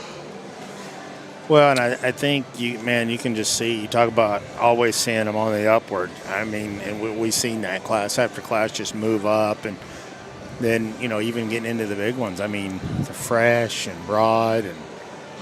And I think all 6 of them fit their respective weight class very, very well. Like you say, I mean, you could make an argument that all of them maxed out or else on the way up, and I think you can tell by the body language of the guys out there. They're pumped up, they're excited, and anytime you get a chance to step into a breed drive here at OYE, in particular these belted ones, man, it's a lot of fun from a judge's perspective. Yeah. Young man that wins the last class, I mean, man, he did so. And you listen to Troy talk. I mean, that pig from a silhouette standpoint at that size and weight, and holds it all together. I mean, we talked here at the stage a moment ago. Obviously he's probably the one that's challenged the most from a weight standpoint, but we can all just imagine what that thing could look like when he's filled up. Skeletal build and quality is so good there. Yep. Design and build.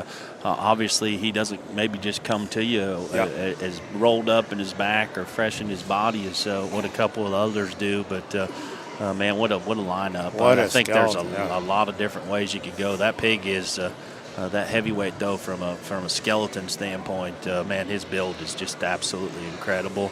And then there's some out here that certainly come with more punch and horsepower. That Class 5 bear, I mean, just powerful. I mean, huge back and rib cage. You study him rolled from up. his nose to his tail, everything's bold and broad. Wild looking, the black-legged pig, man, that's a stout, burly, dense one that handles his feet and legs really well. You know, the pig that wins the first class from a stoutness perspective, that he thing may is be just a stout and a big absolutely muck. wild. Yeah, his head, his arm, that just gives you a really intimidating look when he comes at you. Even the Class 3 pig. I mean, he may be from a combination standpoint of outline and look and design. And you talk about a fresh back in one. To be that moderate in terms of his length of body and that elevated, that's not easy to do. That's a very unique pig as well. They've talked a long time. Troy's actually got the mic out. I don't know if he is ready to talk, but they've studied him a lot. They've talked to him a lot. They broke them down, and this is going to be one of them deals. I mean, obviously somebody wants to win, and everybody's got a different crew that wants to win. But man, you could pick about any of them right here and argue this one. No doubt about it. There's some people that are going to walk away from this obviously disappointed, and rightfully so. Here he goes. Grand Hampshire Drive, but just to say a few comments, I don't want to wear these out. I like all 6 of these. Boots likes all 6 of these, and the last thing we want to do is see one get a little frustrated. I said earlier, it seemed like the stage was building, and they just kept coming, and we don't need to take too much time on a breed drive, but did want to give credit where credit's due. These 6 are just absolutely phenomenal. The people that are behind them, the breeders, the feeders, the families, don't take this for granted. It ain't every year you're going to drive one that looks like this. We've talked about them all, and we can nitpick them all. It's almost a little funny how hard it is to make good ones, and we get the best of the best in the world, and we bring them out here, and we could still tweak them all just in an area or two, and I hope that doesn't come across negative. That's just making livestock. Until we make the perfect one, I guess we're going to keep doing that. None of these look alike. I don't care if they look alike. These are the ones I like the best in those particular classes. I've said all week, and I'll continue to say it as long as I step in the ring. I'm a firm believer that quality always rises to the top. Uniqueness always rises to the top. Lots of value and quality comes in different shapes and sizes and types and kinds. So I know we got a good crowd here. I think the Hampshire division's been absolutely incredible, and I wanted to take a moment to express my thoughts and my feelings on that. I know Boots feels the same way. Let's give them all one big round of applause, please. Let's fire them back up. There's a lot of discussion to be had. And I said, Boots, we don't want to wear them out. Talk as quick as we can, and we did that, and we're still in agreement. And I know a lot of judges say that that way nobody can just yell at me later tonight. They can yell at Boots too. But man, it's been a blast. There's one that's just the hardest to make, in our opinion, and I've said it's so hard to make pigs skeletally extended with skeletal width, with still having enough muscle to make them long-hipped and stout-featured that can go all day long and still have muscle. It's very, very hard. Young man in the last class, you got our champion Hampshire.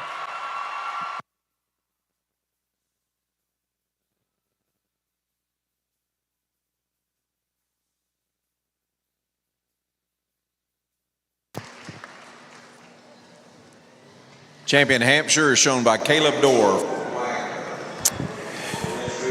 Will, very touching moment. Great speed all the way around. I think that's totally awesome. I mean, in so many ways.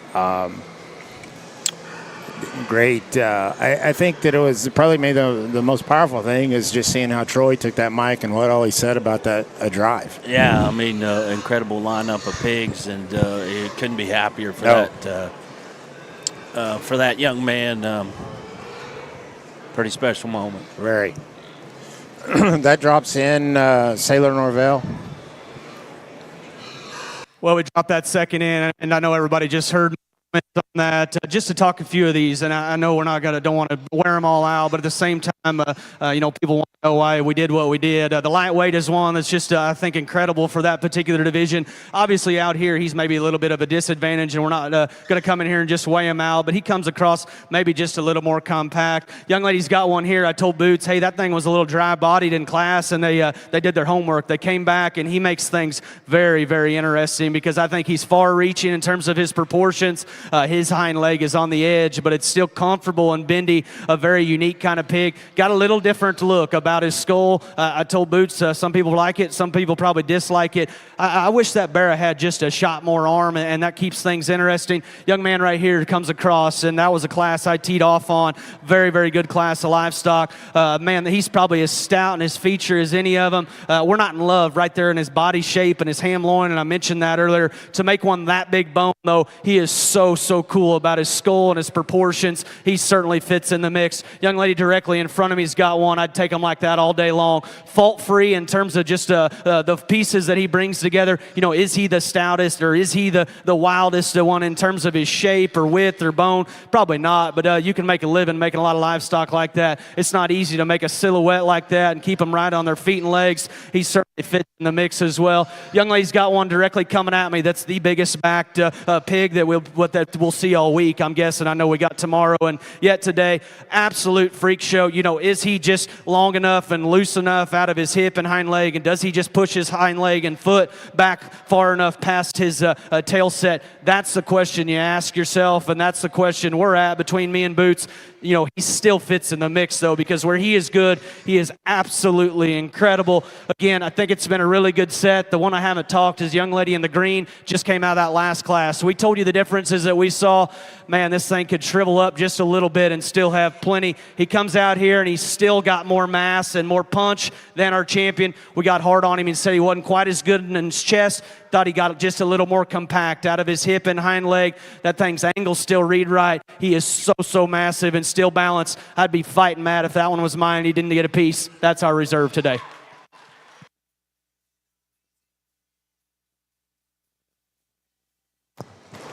Well, there you have it. That lets Sailor Norvell comes in second in that class, be your reserve champion, Hampshire. That pig there is bred by Kimball's. It is an as expected pig there. I'll say, we talked about the depth of those particular barrows. I thought, as Troy described the differences there, you maybe like a different one than what those guys did, but I thought absolutely described them to a T and placed their priorities, and hard not to agree when they lay it on the line like that.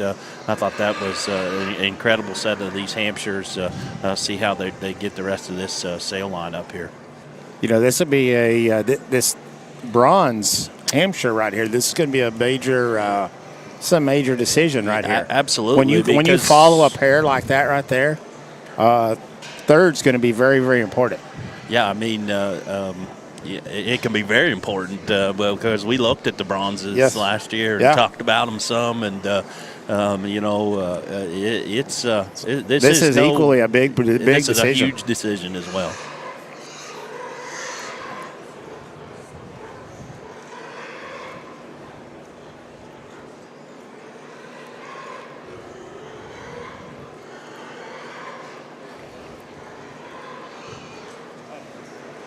That champion, I guess we told, I think we was able to tell that's a pig raised by Gary Todd. Here we go. This is equally important, and every decision is important. We understand that. We understand what it takes to get to this point and the sacrifices that breeders and families make to try to get kids in the big ring and get them to the grand drive. Obviously, being the bronze at a tough Hampshire show like OYE is certainly very, very important. It doesn't get any easier, but there is one that we're in agreement in that we think just so unique in terms of his proportions. I think would take just an absolute wild photo. We got a little hard on him in an area or two, but man, we still like him a great deal. Young lady right here is going to be the third out.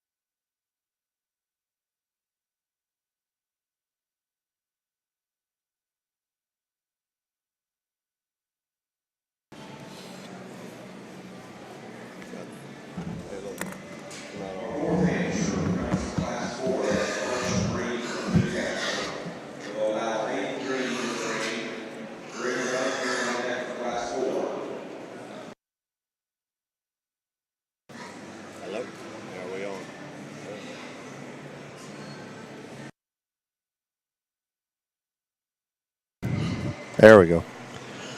So third overall was Ailey Oaks. That was a safety first from Danner.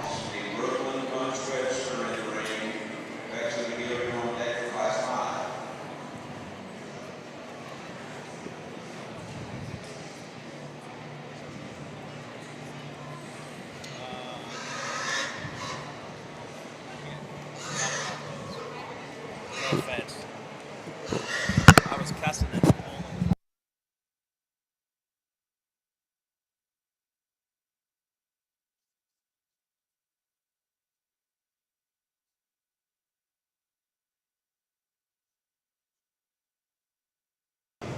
So fourth overall was Carson Reed, a high heat from Jeff Winters. And fifth overall was Madeline Gray. That was a shock and all from Ohio Valley. So we will now head into Bill Holte told me it was his favorite breed. He definitely moved his flight back to watch the Poland Chinas. So he's going to get home late to get into the pool. So we'll let Calissa know that. I might just watch the rest of it on my phone on the way home. There you go. Alrighty. We're going to head into the Polands. There are, well, after we finish this,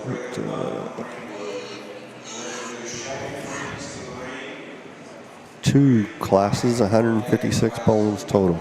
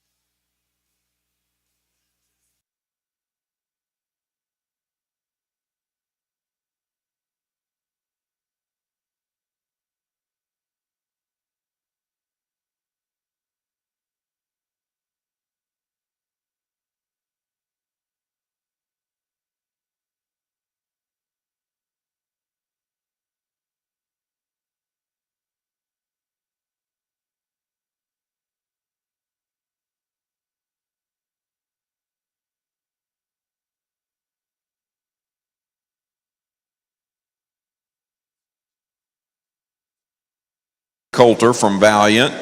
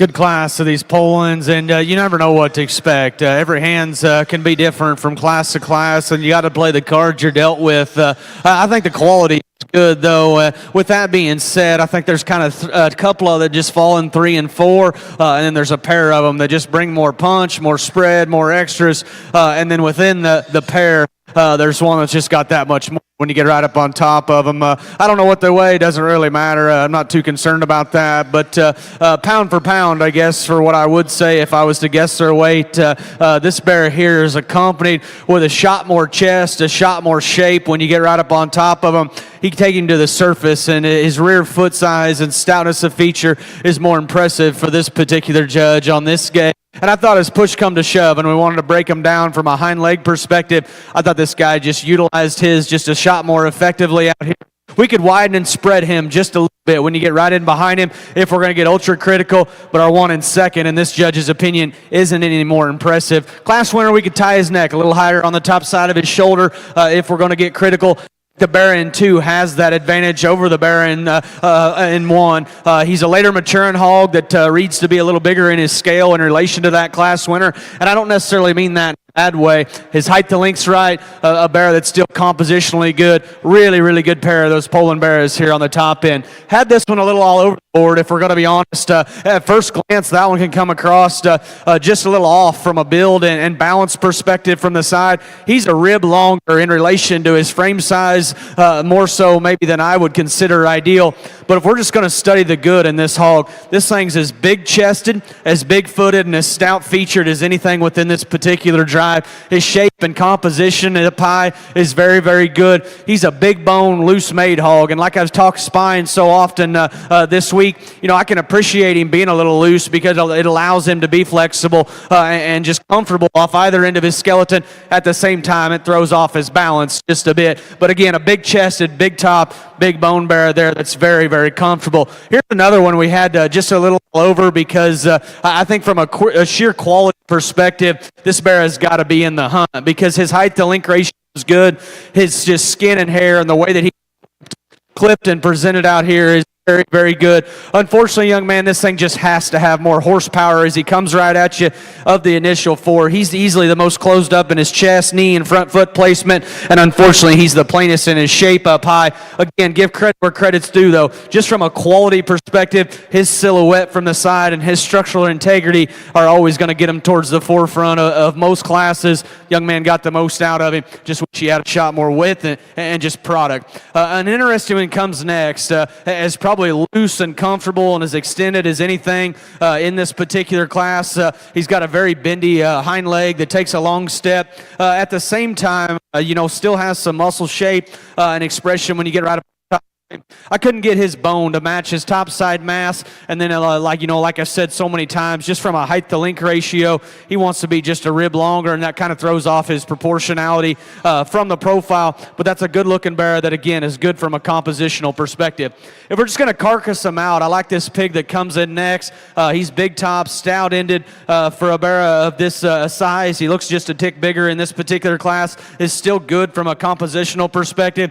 I think as you dip in and just study the details, he becomes more refined in his feature, a little more compact out of his hip, and probably needs to be a little looser out here. But again, a big-chested, big-top, stout-ended bear that's still good from a compositional aspect. On the other end of the spectrum, we've got a really loose, made kind of flexible show bear that comes in next. Very flexible, just question where he's at from a maturity perspective. Make him longer in his cannon bone, shorten his length of body, and just make him proportion better from the side. A long-bodied, big-legged bear here comes next. Just thought he needed more genuine muscle and width, particularly when you get behind him. Real interesting class. Good pair on the top end. From there, you take them how you want them. My compliments to all those exhibitors.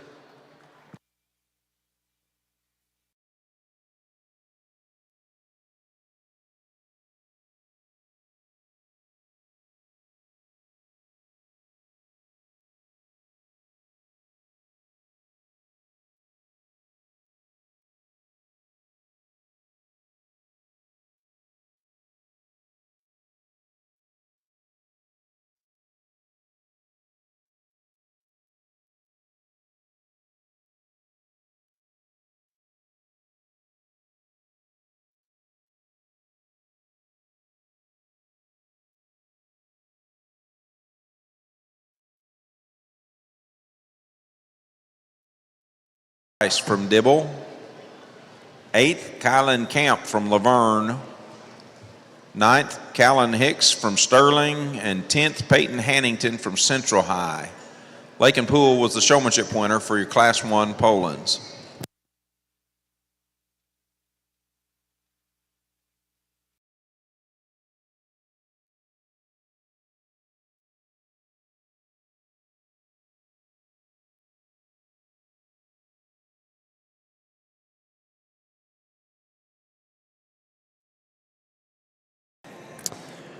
Alrighty. First, we'll start off with the weather report. It has dropped approximately 30 degrees in the last 20 minutes. If you notice in the ring, everybody's run back and got their big coats on. I'm not kidding. It has gotten cold here. So anyway, a little bit of information. Lake and Pool wins that class. It was bred by Hartman. Not sure pedigree yet. Second was Jackson Bow. Sorry Not Sorry from Jacob Edmonds. Third, Brooks Daller. Don't have anything there. Case Brassfield is fourth, and Archer Brettles fifth. So we'll try to hunt down some more of that. Class 2 of 2, final class, 266 to 290, 37 Polands in this class.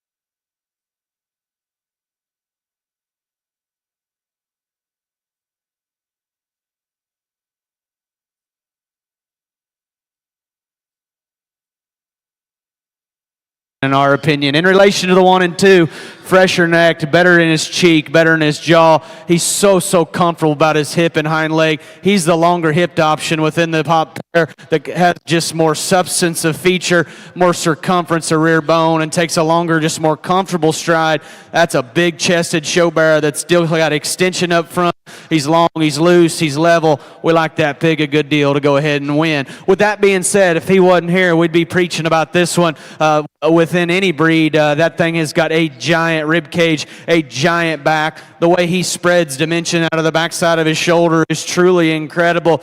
Big in his chest and his cage. We love his length of body, but at the same time, when we do that, sometimes they become a little more compact. I'd like to lengthen him in his neck, freshen him in his crest, lengthen him in his rump just a little bit. Man, that's a very high quality pig there to be in second. Again, quality keeps coming, and this 1 and 3 can give you a look every now and then that looks like a winner in our opinion. Awesome in his hair. He's got a big back laid in him. He's probably as big backed as anything within this particular drive. I thought when push come to shove, and Boots agreed, when you step off to the profile, he wants to fall apart just a bit. He runs downhill, comes apart in his ham loin, and then if we're going to get ultra critical, when push come to shove, he wanted to tighten up just a little bit. Man, that's getting critical though. That's a very good third place Poland Barrow there. Young man in 4, I am so tempted to tie into your pig. There's not a tight joint in his body, and if we're just going to study from the profile, this is what they need to look like, in my opinion. He blends his pieces together so good and so effortlessly from the profile. He's so right in the angles to his skeleton, his shoulder, his top line, his length of hip, his length of step, his comfort level out here is just absolutely insane good. His skin, hair, presentation, and the way this kid gets him drove is off the charts. One look coming and going, though, and I can't convince myself he's got just enough horsepower. We need to spread him in his chest, spread him in his knee, give him more just genuine power when you get right in behind him. That thing's high quality, though. He's presented well. I can appreciate that kind of build and comfort level. Always gets me excited. My compliments to that young man and his family. On the other end of the spectrum, we've got a good carcass hog coming next, and maybe that's not a popular term, but from a compositional and shape perspective, this bear is as good as we have in class. Good and fresh ahead of his blade, shapely and ditched out up high. He's expressive when you get right in behind him. Falls apart just a bit from a build and feet and legs perspective. He falls apart there in his ham loin. He drops in his pins. He gets just a little hook-legged when you get in there to his rear skeleton. High quality look up front, has shape, good compositional hog there. Young lady got the most out of him. I was tempted to tie into this one because he is so close, I think, to being the unique one within the drive in terms of length of body and proportions. Man, his height to length ratio is so good. You take him to the ring surface, he's got a big front foot, a big arm, and then you get behind him, and his circumference of rear bone is just absolutely insane good. He's a good haired bear that has a good look ahead of his blade. Unfortunately, on a stage this big, like I've mentioned so many times, you get behind him, he's just too narrow gauge. He needs more pin width, he needs more stifle shape, and he just needs more to him when you get right in behind him. From there, we're working to some that maybe just fall out of bed from a freshness or feet and legs and build perspective. Interesting class. We're excited. We like them a good deal on the top end. Let's give them a round of applause, please.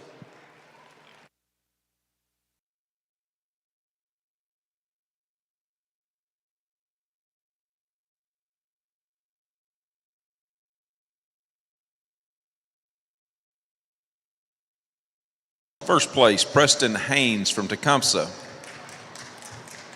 Second, Kylie Blim from Mulhall, Orlando. Third, Hayden Brookman from Harmon County. Fourth, Wyatt Dodd from Mustang. Fifth, Gentry Terrell from Prague. Sixth, Annie Schneider from Sealing. Seventh, Jenny Johnson from Central High. Eighth, Macy Peacock from Tecumseh. Ninth, Hanley Cloud from Sayre. And 10th, Adlai McAllister from Smithville. Showmanship winner there was Wyatt Dodd from Mustang.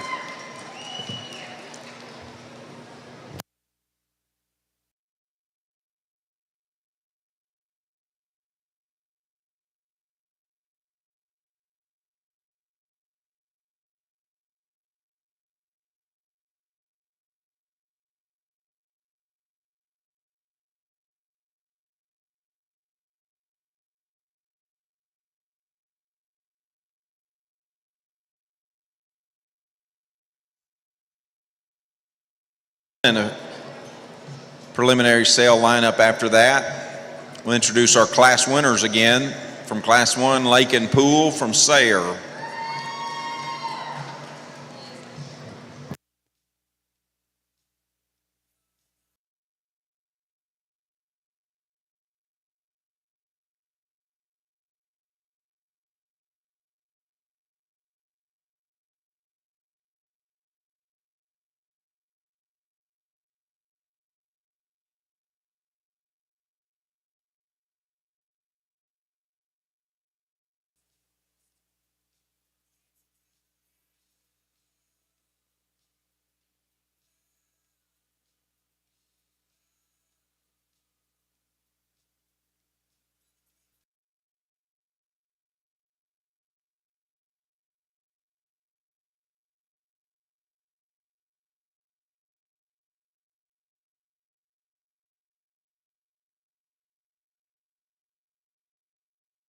Their particular classes very, very well out here, and regardless of weight, represent quality, represent good kind of livestock, regardless of breed, regardless of species. We do think there's one that's probably just a little more unique in terms of combining some stoutness of feature, some width, and some mass on a very, very good kind of skeleton in terms of his feet and legs. Come out of a really good class. We like them both, but the heavyweight's going to be your champion today.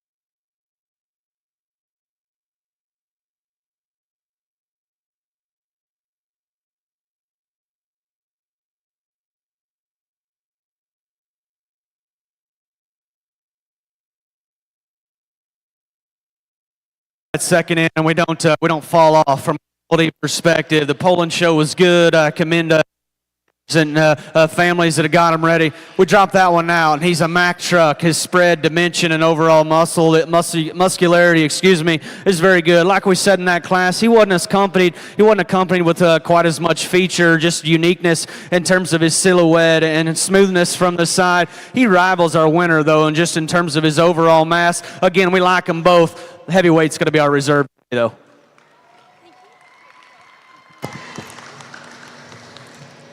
Reserve champion Poland shown by Kylie Blim from Mulhall, Orlando. We'll bring Hayden Brookman to the ring. Wyatt Dodd, you're on deck for Class 2.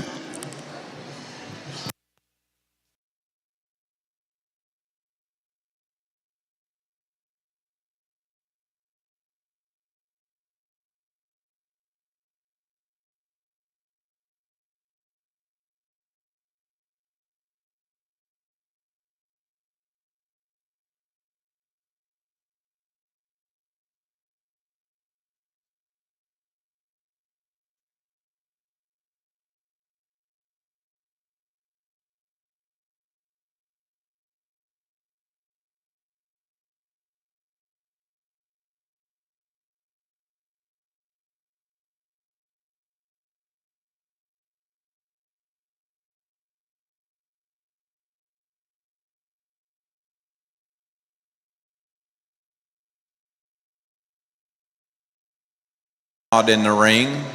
Gentry Terrell, you're on deck for Class 2.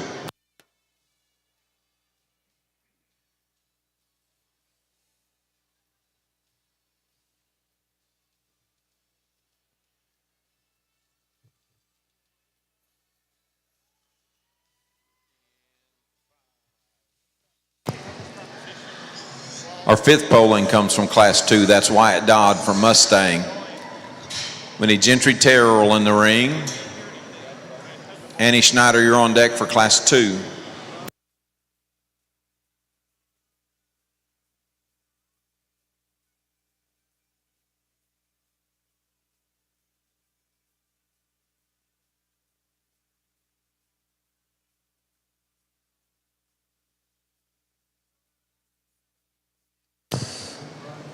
Our sixth selection comes from Class 1. That's Jackson Bowe from Merritt. We need Brooks Dowler in the ring.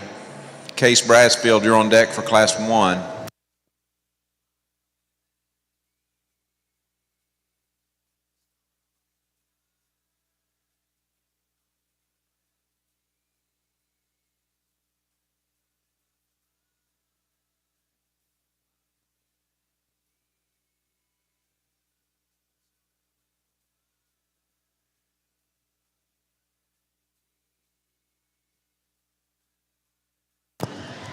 Number 7 comes from Class 1. That's Brooks Dowler from Shattuck. We need Case Brassfield in the ring.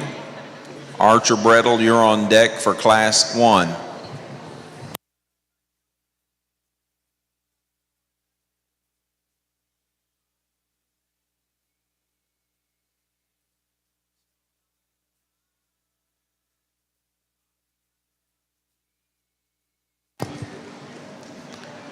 Number 8 is shown by Gentry Terrell from Prague. We need Annie Schneider in the ring. Jenny Johnson, you're on deck for Class 2.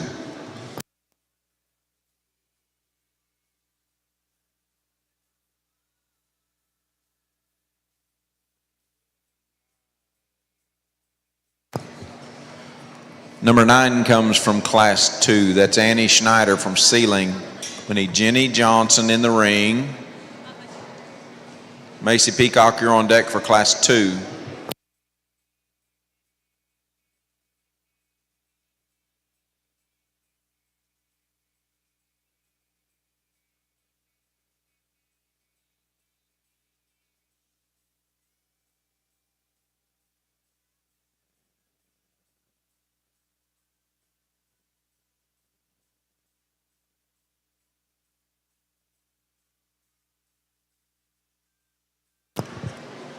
Our 10th selection comes from Class 2. That's Jenny Johnson from Central High. We need Macy Peacock in the ring.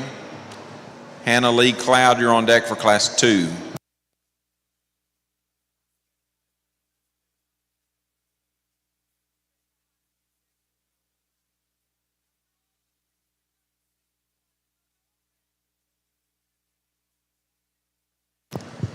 Our 11th selection comes from Class 1. That's Case Brassfield from Inco. We need Archer Brettel in the ring.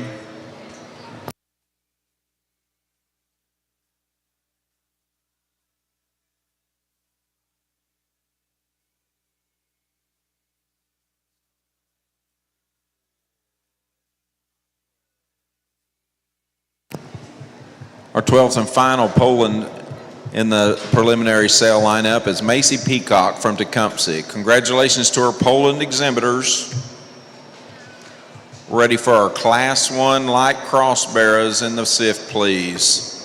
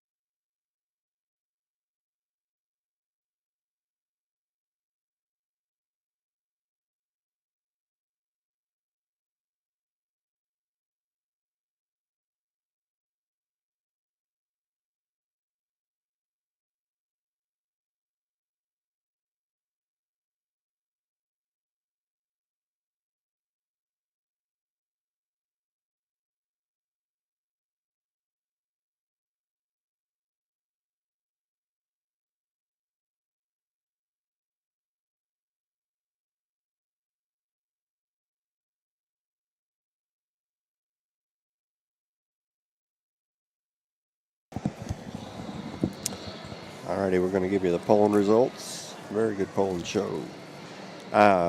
Champion was Macy Peacock. That was a stopwatch from Winnington.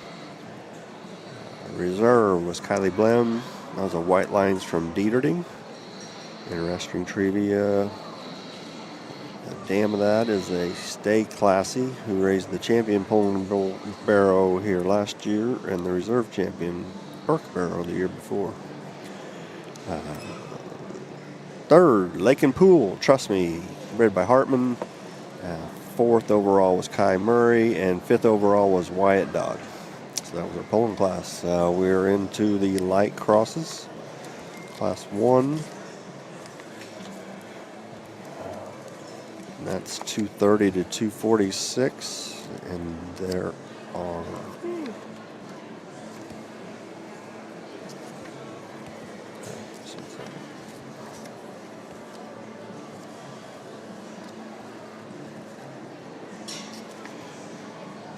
5 classes of light cross, 245 total light cross pigs, barrels.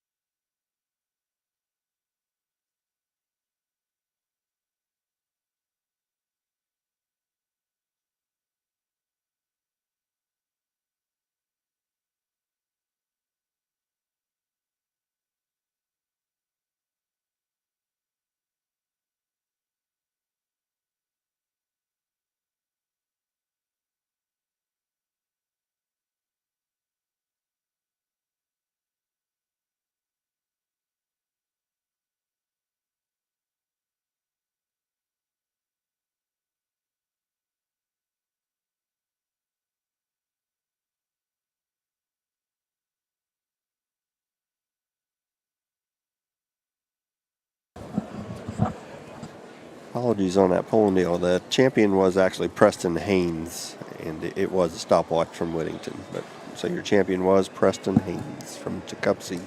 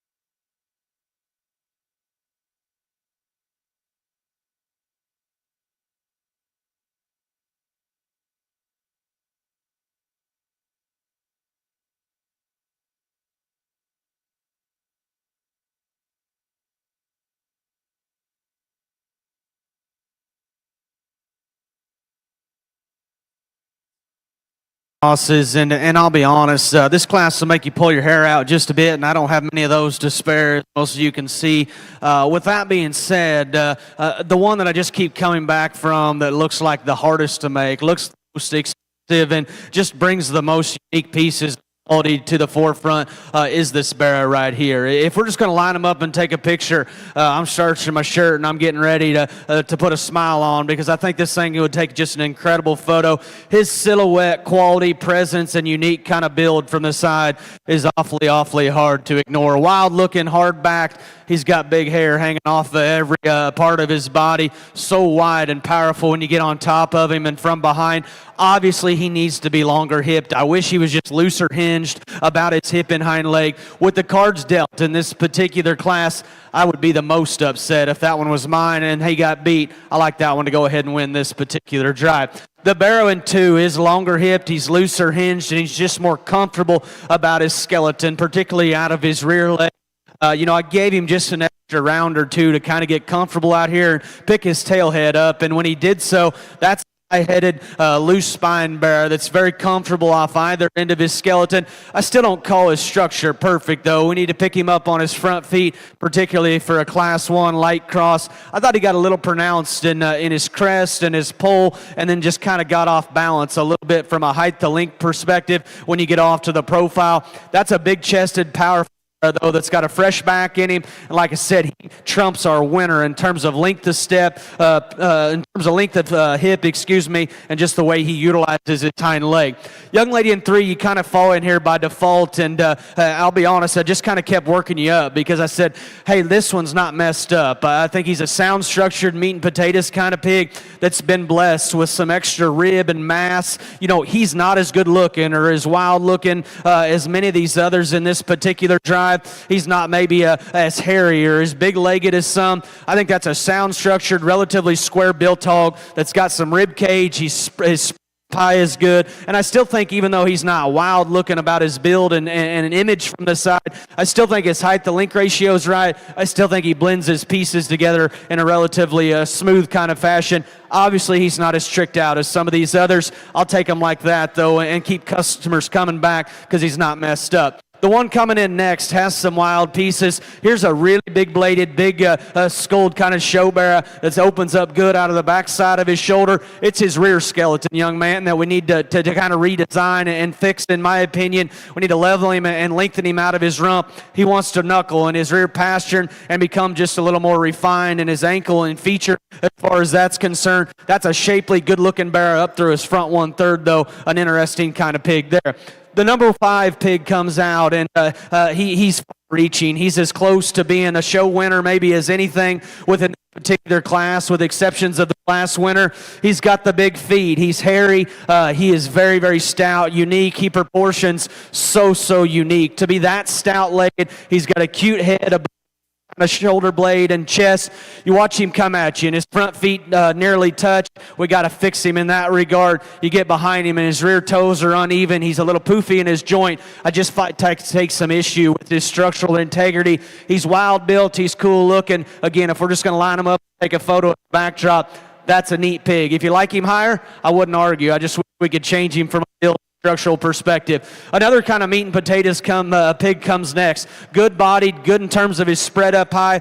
He's as wide and out there on the corners as any when you get directly right behind him. Yet I still called his hock square enough and acceptable enough in this particular drive. It's this view right here that gets him in trouble. I can't make his lower joints and just skeletal size quite match his upper mass that he has. He's more pronounced in his crest and just not as smooth in the way that he ties his neck into his shoulder. But again, a bodied Barrow that's flexible. His muscularity is certainly nothing to question. Young lady's got his skin and hair looking good. A good-looking show Barrow here that's stout in his mug. Again, if we're just going to line him up and take a picture, that's one I'd like to get behind. Stout in his mug, yet neat about it. Pulls together a really collected, level kind of top line. He's hairy, and what's frustrating about this Barrow is the angles to his skeleton actually read really good. I told this young lady, I just think the real issue is he's too short-hipped, and that doesn't allow him to just utilize his hind leg with as much athleticism out here as I'd consider ideal. Real interesting class. You guys take them how you want them. Just my opinion. I'll tell you the differences that I see. Good group of kids, though, is the main point. Let's put our hands together for all them, please.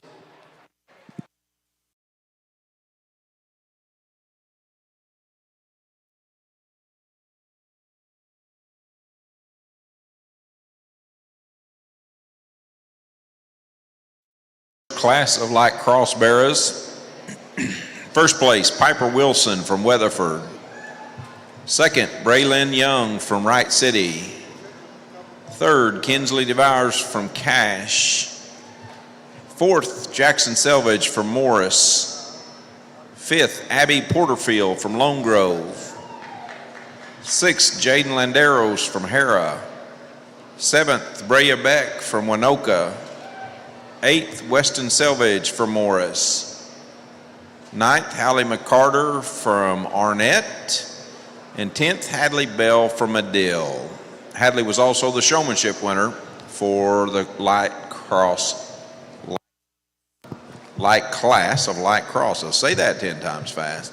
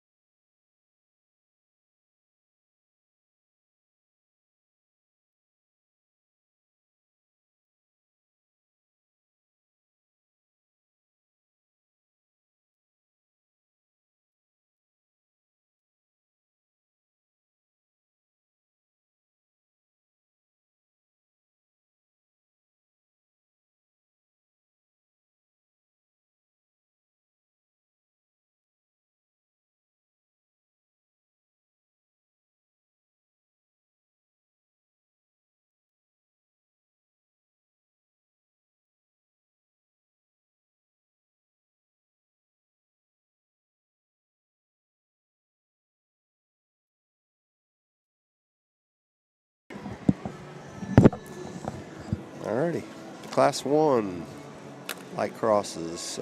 First was Piper Wilson from Weatherford. That was a heavy hitter from Goss. Second, Braylon Young from Wright City. Breeder, that was Lance Ryan. Don't have the sire yet. Class 4 was Weston Selvage from Morris. That was a surrounded from Selvage. Fifth was Abby Porterfield from Lone Grove, and that was bred by Brady Jennings and sired by Lights Out. So we are on to Class 2 of 5. Weight 247 to 261, 49 bears in this class.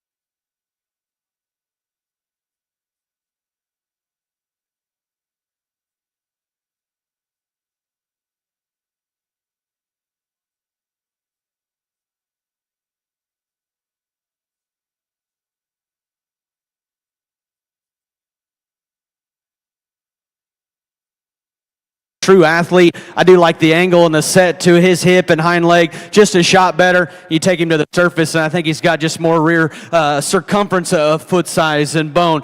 This 1 and 2 is presented to a T.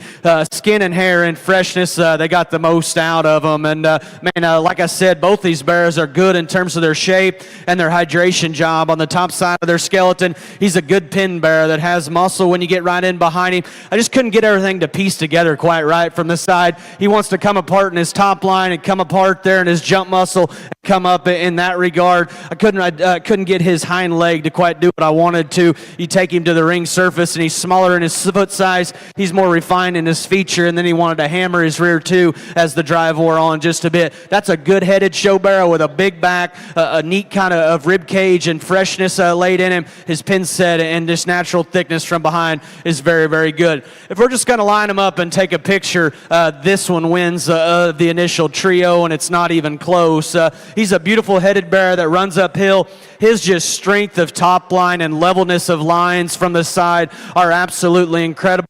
The way he blends his neck into his shoulder blade and from there back is just absolutely awesome. He's a long-hipped bear that's got the big fuzz down low. The bend and reach he has from the profile is absolutely incredible. Unfortunately, young lady, coming and going, your bear just has to have more width. He has to have more muscle. As the bears drive right at you, there's no doubt in my mind. He's the most concaved in his chest. He's the most in at his knee, and his front foot placement needs to be better. And like I've said so many times, I'd be willing to accept that, but as the livestock leaves us, I read him to be the narrowest and flattest right behind. Again, give credit where credit's due.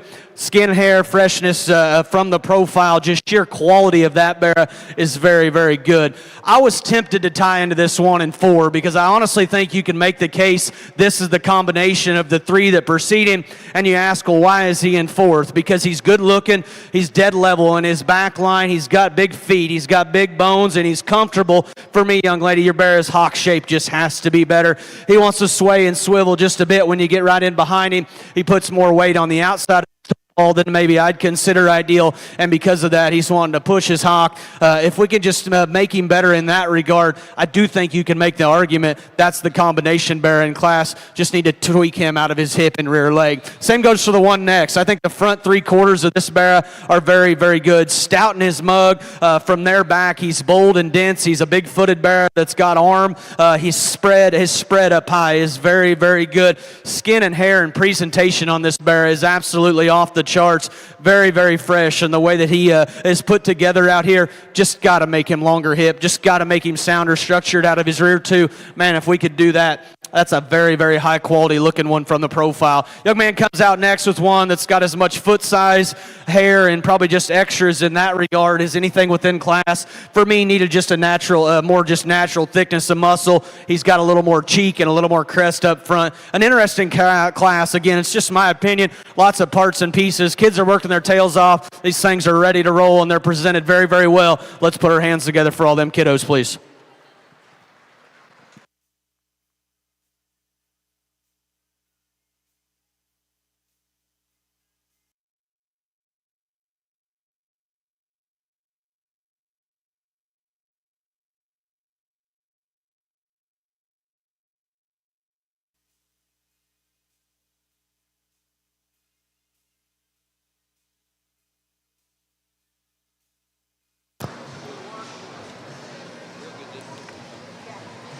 Class 2 light cross winners. First place, Lake and Pool from Sayre. Second, Madeline McLean from Leedy. Third, Avery Throckmorton from Marlow. Fourth, Lauren Gunther from Navajo. Fifth, Allie McGill from Thackerville. Sixth, Cannon Dirksen from Leedy. Seventh, Cray White from Sharon Mutual. Eighth, Hayes Dooley from Mountain View Gotebo. Ninth, Gentry Wentworth from Haskell. And 10th, Landry Curry from Sterling. Avery Throckmorton was the showmanship winner in Class 2.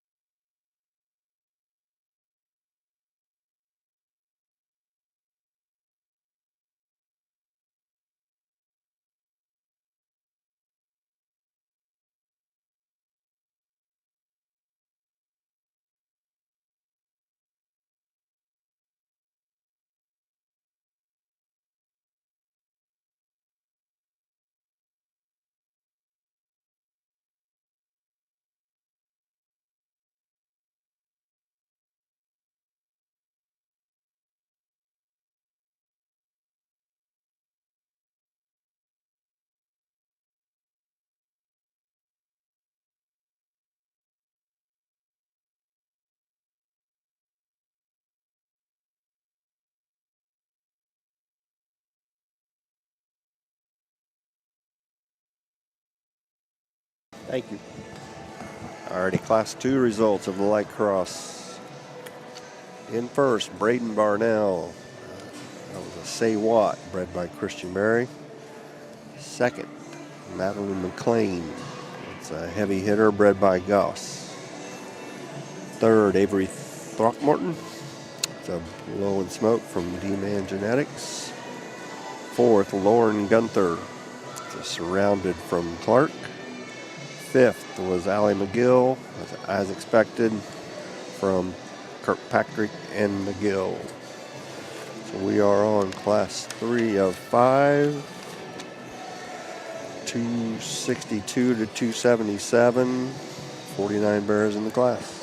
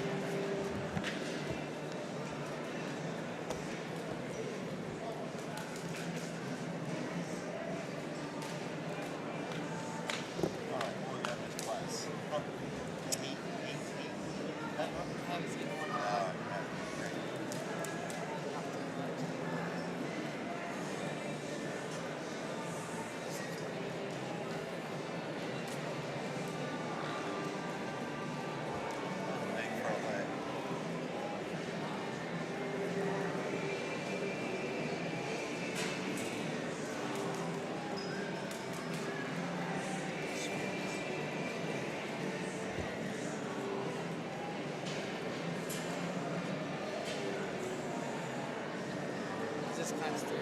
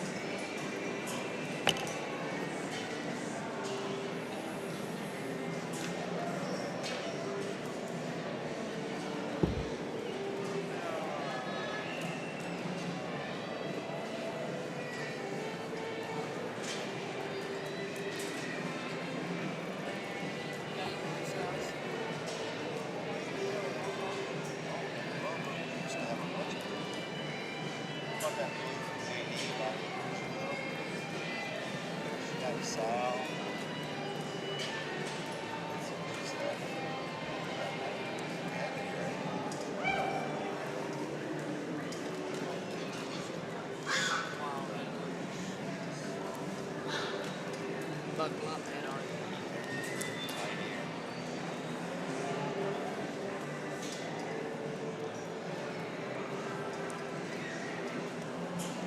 There's something about that blue color.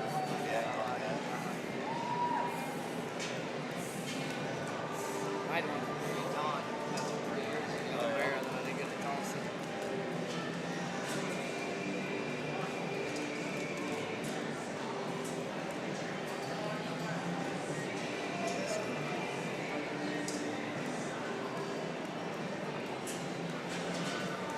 Troy doesn't go feed. He likes me.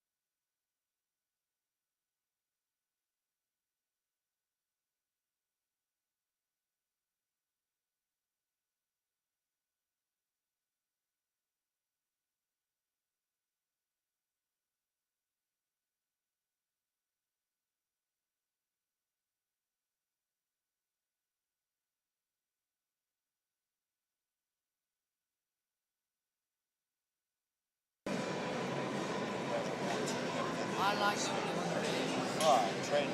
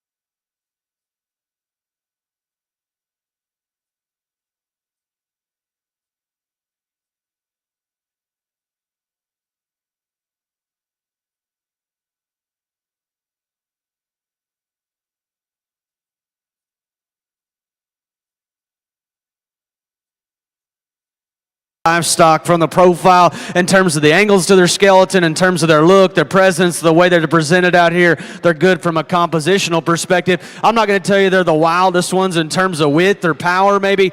These just are my kind in terms of just their quality from the profile. And then there's one that's just substantially stouter in his rear bone, squarer in his rear hock, square in his rear foot, and just safer when you get right in behind him. Young man directly in front of me is going to win. He also has the advantage, I think, just in terms of height to length ratio. I love that Barrow's just bone and hair that he has. He has a striking image from the side. He's got a comfortable yet flexible and strong kind of top line. He does want to come up in his jump muscle there ever so slightly. His quality goes to his skeleton, the way he's presented out here is very, very good. Thought he had just enough muscle in this setting. I'm not going to tell you he's wild in that regard. The Barrow in 2 has more pin width, he has more stifle shape, and he opens up with just more raw muscle shape right out of the backside of his shoulder. I'll be honest, young man, when we brought him back out, I said this one's winning, and it's not even close. But once we get every stone unturned, I just can't convince myself his rear hock is what I want. Coming back out for the grand drive later, I absolutely love this Barrow from this profile. You get the absolute most out of him. That's a big arm, a wild, good-looking one up front. His top line is flexible, yet it's strong and sturdy. I love his length of hip. And even though his hind leg is what gets him in trouble from behind, it's his profile that's so good. His bend and his reach and his flex about his rear joints is so good. Maybe I get critical on the rear leg structure, but we just need to square him up just a tad in that regard.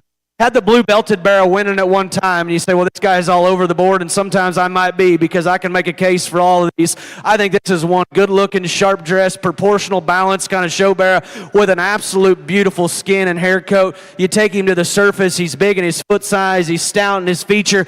I thought as the drive wore on, and we asked him to go just a little bit longer, he wanted to knuckle up and get a little rigid in his rear pastern. Then he's easily the flattest in his forerib and the harshest in his center of the initial 3. If we could freshen his body and loosen him in his rear joints, man, I think we're headed to the backdrop because that one's so good looking, so balanced, so proportional, and so fresh. A very nice Barrow.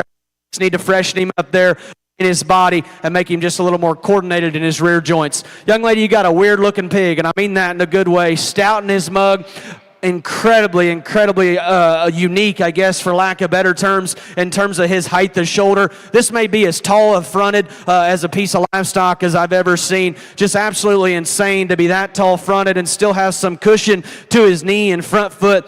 His view coming at you can be just absolutely intimidating. Unfortunately, from there back, it's not the same story. I read him to be the plainest and just the most bland body shape, as well as his spread and muscularity up high.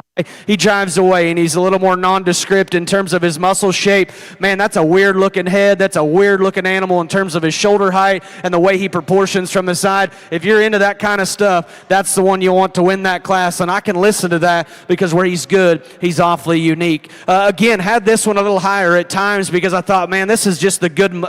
This is the good carcass hog that's so fresh. He is the best in terms of his body shape. He is the best in terms of his spread and just natural thickness on the top side of his skeleton. He's a big-bodied, moderate frame Barrow that's still got a bendy, flexible, practical kind of hind leg. Unfortunately, it's this view here. I just couldn't get him to do what I wanted him to do. He's rocked forward in his shoulder just a bit. He comes apart in his knee and his arm. He crashes down on his front foot. I'd like to tie his neck higher on the top side of his shoulder and make him leveler in his top line. That's a beautifully presented animal. That skin and hair is absolutely incredible. I love his show Barrow head. I love his moderation.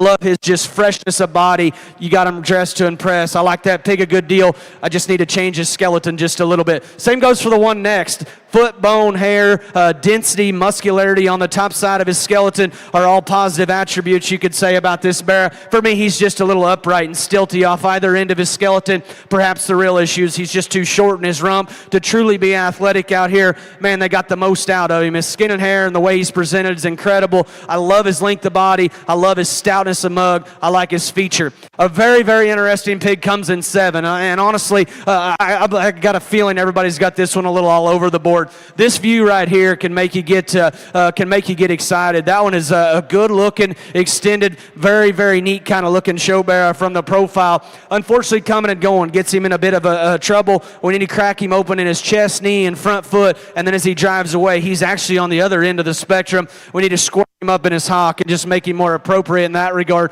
Again, skin and hair and look and wild pieces, man, you got it going on. Big Rib Bear comes in next. Got the most out of him in terms of just feed and fill. For me, he just has to be better in his chest and knee. Need to smooth him up a little bit. Interesting class, just my opinion again. Let's make some noise for all those exhibitors, please.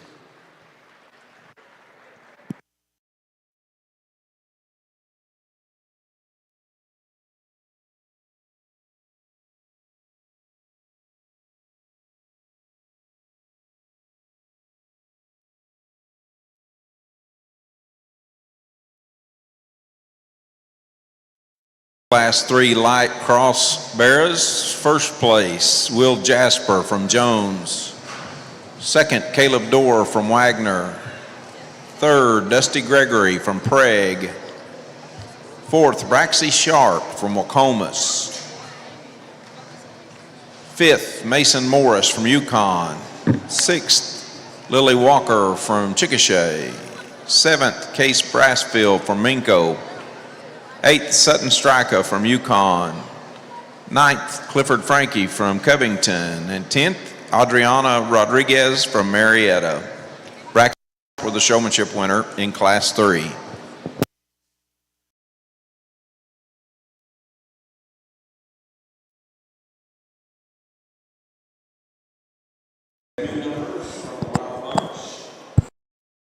Check your buttons. Hello. Alrighty, Class 3. First place in Class 3, light cross. Will Jasper of the Blowing Smoke from Tim Herron. Second, Caleb Dorr. Ricky Bobby from Kurt Morgan. 3, Dusty Gregory. I'm sorry, no, that was not right. Second was Ricky Bobby from Steve Cobbin family. Third would be Sunset from Kurt Morgan. That was Dusty Gregory.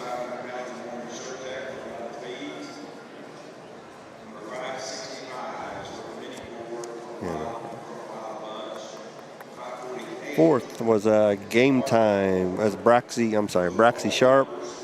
Game Time from Dieterding. And fifth was Mason Morris. And that's a heavy hitter from Goss Livestock. So we're heading into Class 4 of 5. 278 to 290 pounds. 50 barrows in this class.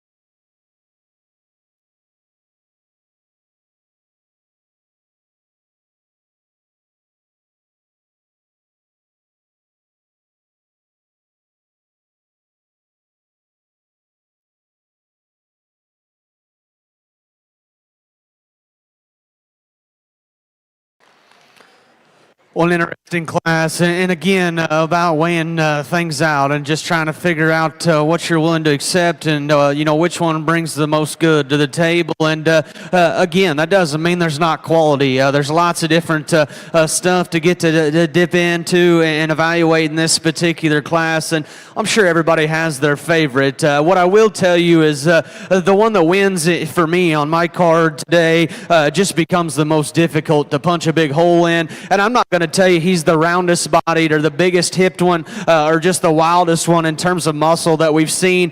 I do think he balances just so good from the profile. His height to length ratio is so good. He pulls together a strong kind of top line. This view right here you can really appreciate. He's a tall shouldered bear that still has cushion and push up through his front 1/3. He drives away, and even though he's not the most massive hipped one or biggest muscled one we've seen, I still like his just squareness of hock and his base width that he does have. Again, he's not just the hardest muscled one that we've seen all day, and he's not the roundest in his body shape. I like that one the best, just in terms of combining the most good. Young lady got the most out of him. I think does a very nice job. Muscularity favors the Barrow in 2, and I had you winning at one time because I said, hey, this one is substantially just more opened up and heavier muscled than our class winner, and he's still square when you get right in behind him in terms of his rear leg structure. Unfortunately, this Barrow is just a little cresty and a little round and bunchy off either end of his skeleton. You start up front and you read him. He reads to be a little earlier in his maturity curve. Just in terms of his length of face, he has more pull, he has more crest, and then you take him to his rear skeleton, he wants to come apart, and his jump muscle get a little rounder out of his rump, and it just kind of throws and his symmetry from the side. Man, give credit where credit's due. That's a big-chested, muscular bear that's compositionally very, very good. And even though we can get a little critical on his build, I still think he's a functional, sound-structured bear. An interesting one here. We had a little all over the board, or I did. Foot size, stoutness of feature, and hair could be a positive thing to talk about on this bear. I like his length of body. I like his look up front. For me, he just got a little too compact and got a little choppy about his rear leg structure. He's a little shorter in his rump and wanted a short step as the drive wore on. He too, of the initial 3, is probably just the plainest and most bland on the top side of his skeleton. Again, a big-legged, hairy one that has a neat kind of look up ahead of his blade. They got the most out of him. I'd just like to change him in an area or two to go ahead and get him in higher. Again, another one here that I think just checks a lot of boxes. He's a functional bear that's got some spread and dimension on the top side of his skeleton. He's a good-bodied bear that looks like he's efficient, if anyone cares about that anymore. Still good in terms of his top line. For me, just fell out of bed in terms of the extras just a bit. He's got a shot more crest, a shot more cheek. You take him to the surface, and I didn't seem to be just quite as square coming right at you, particularly in his front foot and his knee, but that's a kind of show bear there that's hairy, stout, good-bodied, and flexible. Young man's got an interesting one come next. Just in terms of feature, this is your class leader. This thing's foot size, his skull, everything about him just reads stout, stout, stout. Big in his arm, big in his hind leg. He's a good ribbed bear that's good in terms of the spread and dimension he has on the top side of his skeleton. At the same time, I couldn't get his skeleton to quite do what I want. He's rocked farther forward in his blade than I'd consider ideal. This thing never just really threw his head above his shoulder blade and drove at a comfortable level. He wants to come apart in his ham loin and get a little shorter about his rump. That is a stout show bear. Skin and hair and presentation is absolutely on point. The front 3/4 of this one looks like the show winner, in my opinion. I love his symmetry from the side. I love his moderation of body. He's got a good show bear head on him. He's ripped out and ditched out up front, or up high, excuse me. So good in the front 3/4. Like I said, from there forward, I can get on this one. Unfortunately, this view right here gets him in trouble, young man. He has to have more muscle. He has to have more base width. He has to have more product when you get right in behind him. From there forward, I'm a big fan. High quality, high ceiling one here. Obviously looks like a pig that was a very neat kind of baby pig. I mean that in a good way. Sharp looking, ditched out up high, has muscularity, really cool color pattern. We just got to redesign him out of his hip and hind leg. He just doesn't quite know what to do there with his rear two. Interesting class. Again, I know it's getting late in the day, but the kids are busting their tails. Let's make some noise for them and show them our appreciation, please.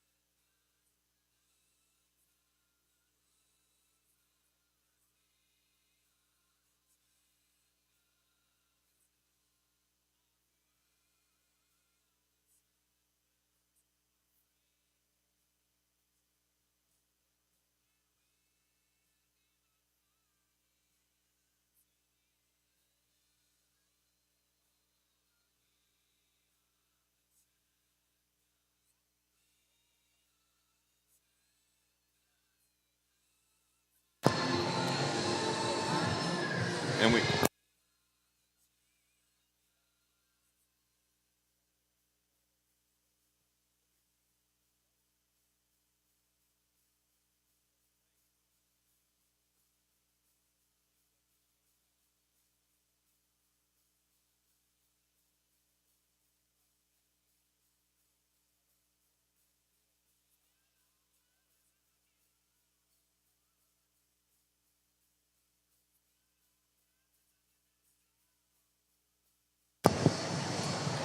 Winners from Class 4.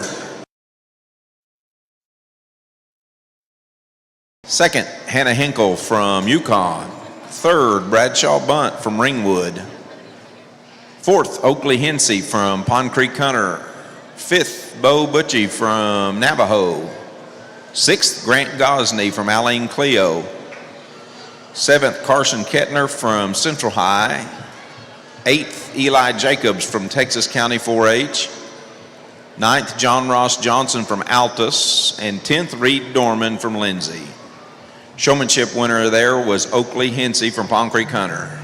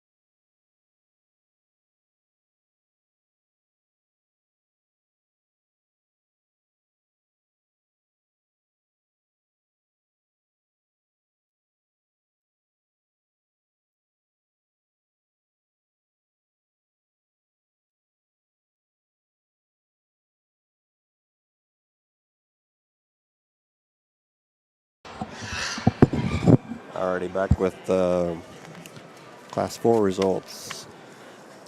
First place, Madison Hood. That's a blowing smoke from Titus. Second's Hannah Hinkle.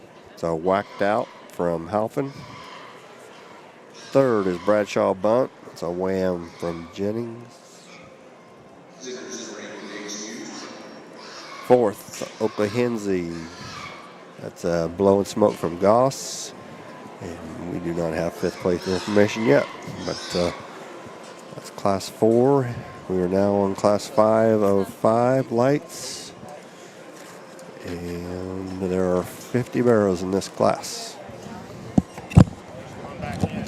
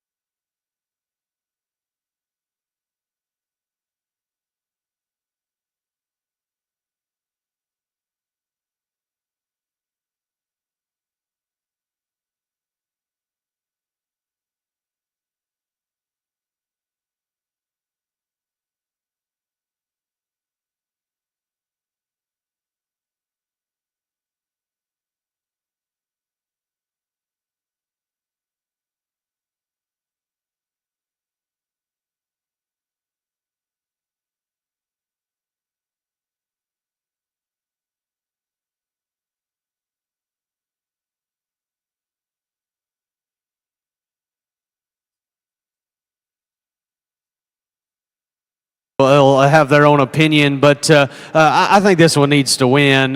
You know, he's got the extras in terms of look and hard shape, yet he's not really jacked up anywhere. That's a good-looking, moderate frame kind of show barrow with a big back laid in him. I think his proportions are very, very good. From the profile, you get behind him, and he absolutely impressive in terms of his natural thickness of muscle, and yet his ability to keep his hock, his rear foot, and just his skeleton where it needs to be from behind is very, very good.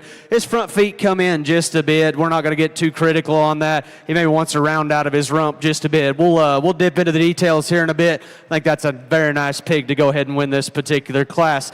Just a very solid, good market hog, I think, to come in second. I don't know if that's a popular term. I think this pig just checks a lot of boxes and isn't going to get anybody in too much trouble. He's a good-bodied bear that's the right kind of frame size, the right kind of length of body. You get on top of him, and I'm not going to tell you he's as impressive as our class winner because he's not, but I think he's adequate in that regard. From behind, very square, very true, very safe. Obviously, when you compare him back to our winner, he's not as attractive up through his front 1/3. He's not as good or impressive in terms of the spread and just raw market animal shape on the top side of his skeleton. That one's good in terms of his posture and good in terms of his feet and legs. Like I said, just checks a lot of boxes, maybe runs out of some extras in terms of look and just hard shape. We're on board together with this 1 and 3, and if he's too skinny for you, I wouldn't argue that. That's why he's third in this particular class. I would encourage you to just appreciate the quality that this pig has. Flat-backed, good-looking, presented incredible, up on his toes, good in terms of the angles to his skeleton. That's a very high-quality look. Ahead of his shoulder blade, he ties his neck smooth into his shoulder. His tail roots cranked way up there, and for one that's that level top, still bend, flex, and reach off his rear too. He is too flat in his forerib. He is too harsh in his center. I don't know whether we're fighting weight or not. That's not really our call to make. He just needs more center to get any higher in this particular class. This one looks close to being the show winner as much as maybe anything within this particular class. If we could change him in an area or two. Stout in his mug, broad in his shoulder blade, awesome in terms of his skin and hair. His freshness and hydration up high is so good. He's got a big tail root that's cranked way up there. His rear skeleton, I take concern with. He wants to get rigid in his rear pastern. He's a little frailer in his rear foot and ankle, and I'd be willing to accept that if he was just absolutely massive from behind. I thought he wanted to get too flat just in his stifle shape. An interesting pig here, and I don't know exactly, or we didn't know at one time exactly where he fits, because I think you could argue he could be maybe a combination hog in this particular class. Young lady drives the wheels off of him, and I mean that in a good way. Very flexible out of his hind leg. He's got a neat kind of look up front. You know, does this one just have enough real muscle when you get right up on top of him? He's without a doubt the plainest and just the most bland as far as his shape is concerned, not only on the top side of his skeleton, but going away as well. Young lady's drove a good set of pigs. He's big-chested. He's good-looking. She got the most out of him. Good skin and hair. Just got to beef him up a little bit and give him just more raw muscle shape. The one coming out next does have that muscle shape that we're after. We like this Barrow's just body type. We like where he's at from a compositional perspective. He's stout in his mug. He's big in his shoulder blade. Again, much like the Barrow that fell 2 placings ahead of him, we take a little issue with just his rear skeleton. He needs to just blend better in that regard. He needs to be cleaner in his joints. He needs to utilize his hind leg with just more athleticism and reach and bend out here. He gets a little more fragile in his rear foot. Make him more athletic, stouten him in his rear bone, and man, we're on to something then, because from there forward and up, I think he's very, very good. I told this young lady, hey, I don't really dislike anything about your pig. I think he checks a lot of boxes just from a completeness perspective, level, good design kind of Barrow that's flexible, good enough, I think, from a bone aspect. In this setting, to me, he just come across a little more generic, a little staler, just needs more punch, needs more wow factor. That Barrow coming out next has got it. Told him we just got to change his skeleton. Interesting trio. I know it's been a long day. Everybody's tired of hearing me talk. Let's show our appreciation for these kids, please.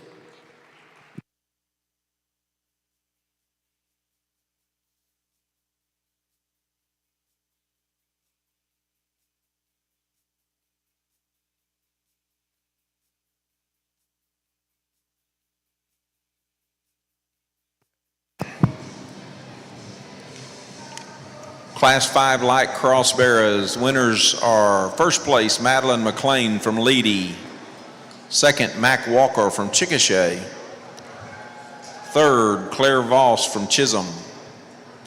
Fourth, Sailor Norvell from Ampo. Fifth, Gentry Terrell from Prague. Sixth, Adriana Rodriguez from Marietta. Seventh, Ayla Oaks from Stillwater. Eighth, Sutton Stryker from Yukon. Ninth, Clay McKitty from Cushing. And 10th, Gianna Latta from Shattuck. Mac Walker was the showmanship winner there in Class 5.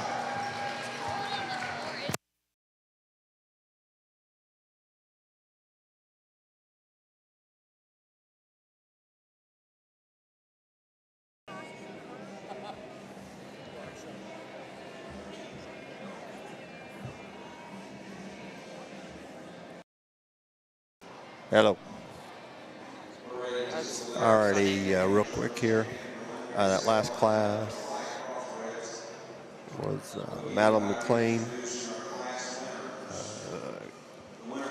That's Buckle Up from Goss. The second was Mac Walker, which was left behind by JD. We'll go ahead and get these divisions up.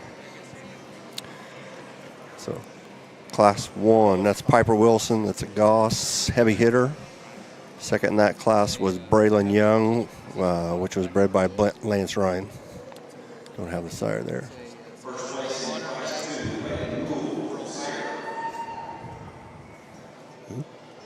day from Braden Varnell. Is that it? Okay. Second, Braden Barnell. That's by Christian Berry. It's a Say What. Second in that class was Madeline McLean, Goss heavy hitter. Coming out of third class, Will Jasper, Blowing Smoke from Tim Heron. Second in that class was Caleb Dorr, which is a Ricky Bobby from Cobb.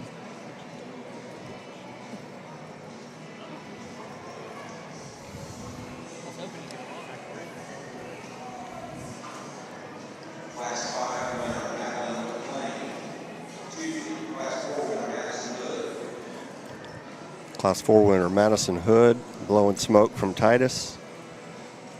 Hannah Hinkle was second in that class 4, which was a Whacked Out from Halfin.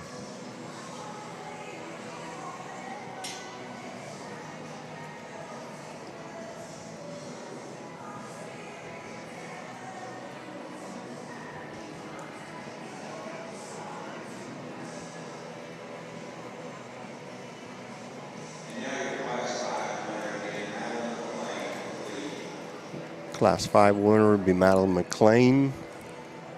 That is a Buckle Up from Goss. Second in that class was Mac Walker, left behind from JD Showpigs.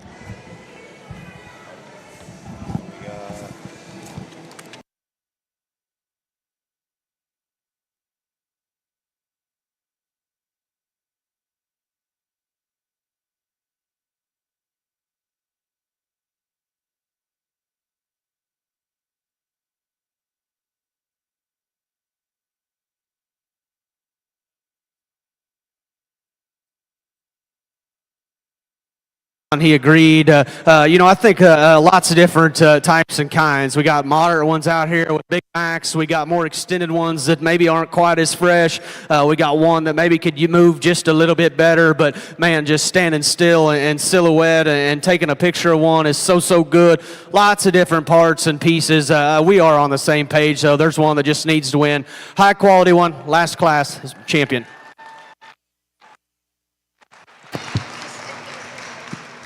Champion Light Crosses is shown by Madeline McLean from Leedy. We'll bring Mac Walker to the ring. So he. Okay. So champion there was Madeline McLean. Buckle Up from Goss, which brings in Mac Walker to left behind from JD Showpigs.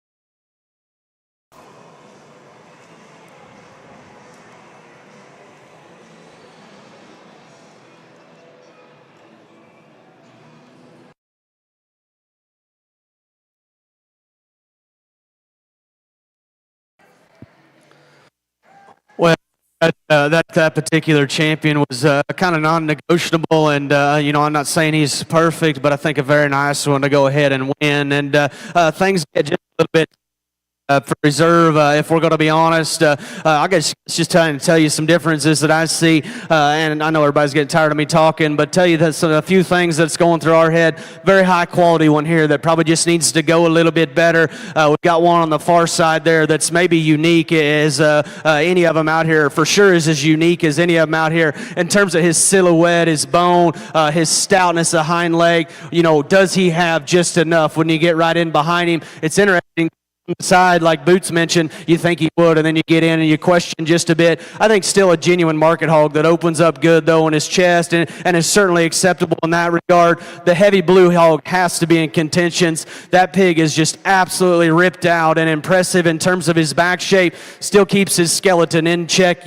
Is he just up and out enough? Is he just unique enough from the profile to be reserved blue at the Oklahoma Youth Expo? That's the question you got to ask. The second place bearer that just come in, man, we'd take a ton of them like that. That's what we just discussed. If we could make more show bearers that are this fault-free, we'd be happier. I think as breeders and feeders, is he just unique enough? He's not out there in terms of look. He's not necessarily out there in terms of muscle. Just a good feeding, good meat and potatoes pig that's still sound structured. We like that pig for sure. And then this bearer here is one that I think is awesome in terms of just his silhouette, in terms of his proportionality. He's dead level in his top. His skin and hair is really, really good. For a hog that come out of one of the last two classes, does he have just enough punch? Is he just unique enough about his look up front? So I think things get interesting when push comes to shove. The one we like second best is just a shot more unique than the others. We think he's got enough today. Young man right over here is going to be reserved.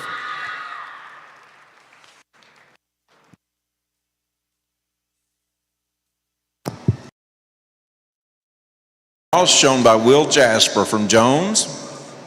That'll bring Caleb Dorr to the ring. Dusty Gregory, you're on deck in.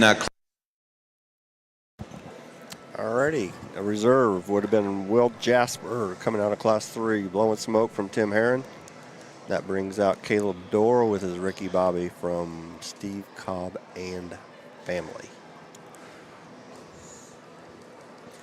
Always remember the family, dog.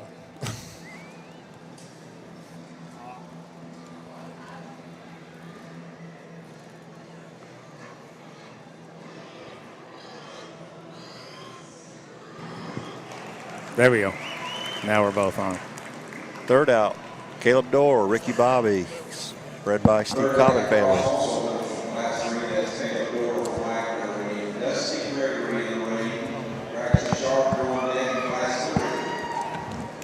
That brings in Dusty Gregory, Sunset from Kurt Morgan.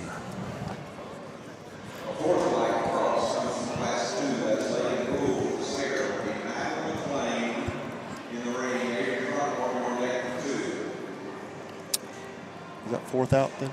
Fourth out, Madison Hood, blowing smoke from Titus Show Pigs. Which brings in Hannah Hinkle, whacked out from Halpin. No, we had a really good blue division here, Ted. Yeah, stout. Blues are getting stout. I made a comment. I know people's probably tired of hearing me say this, but even in the Gilt Show last night, how important it is for us to have, as an industry, to have good blue ones. Because, not only from the blue show bearer aspect of it, but just putting that extra white culture back into so many of our crossbreds and what they can do and what it can do from the production side. Yeah, it's definitely, I would say, at least from our view, the fastest growing segment we have, and is extremely popular and creating an incredible option for people to show. Yes. That's the deal. Nearly every show's adapted it. And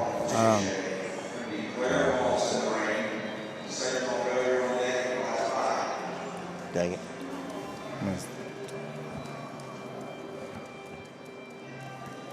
I missed that one. Sorry. Well, this basically winds us down for today. We've want to thank everybody that's tuned in and watched throughout the day. Obviously, had a very remarkable day. Just to reflect back on many of the champions and what all we've seen, and with all that being said, is the excitement only builds knowing that the dart crosses are coming tomorrow morning. I think anybody that's been here before knows what you can expect. We'll anxiously be here, and hope you, if you're not here in attendance with us, maybe you'll be able to join in tomorrow and continue to stay caught up. Thanks to our crew there at Walton Webcasting, obviously the best in the business of bringing this to us sidelines. And with that, good day, and we'll see you tomorrow. Take care.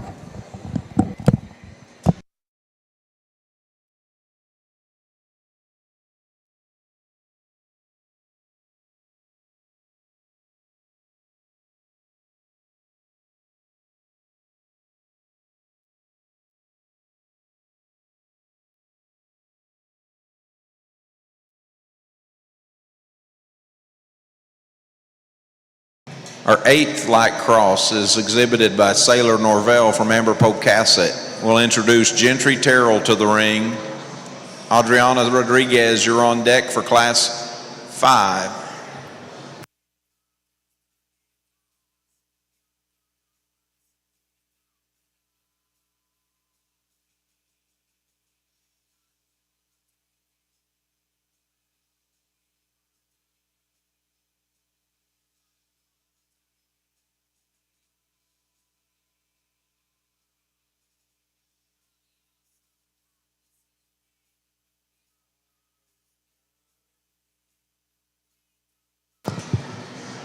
Ninth place light cross comes from Class 1. That's Piper Wilson from Weatherford. We'll introduce Braylon Young from Wright City to the ring. Kinsley DeVires, you're on deck for Class 1.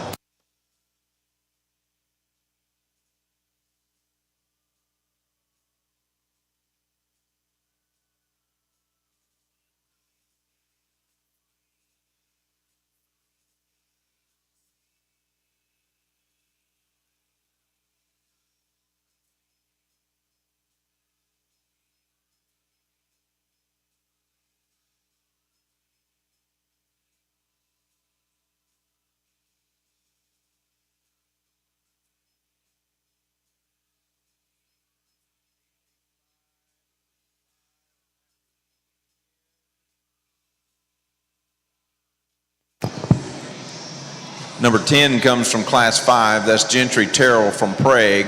We need Adriana Rodriguez from Marietta in the ring. Ayla Oaks, you're on deck for Class 5.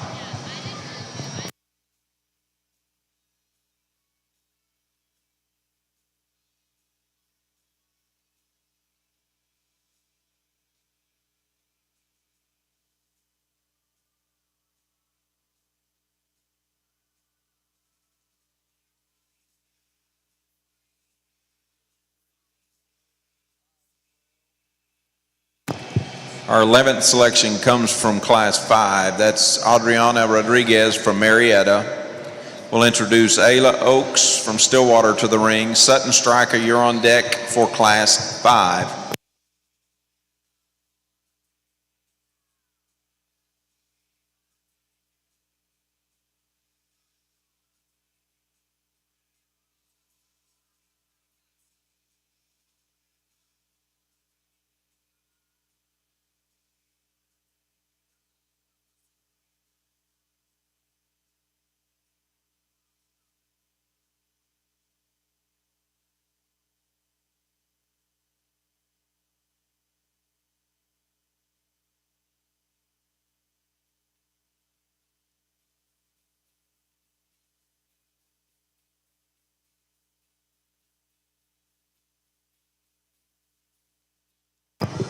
Our 12th selection comes from Class 2. That's Madeline McLean from Leedy.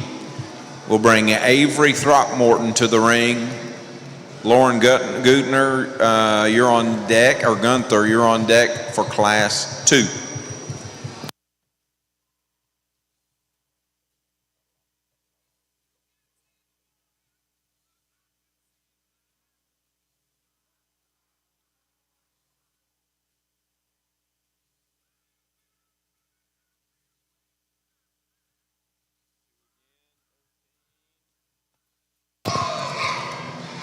Our 13th selection comes from Class 2. That's Avery Throckmorton from Marlow.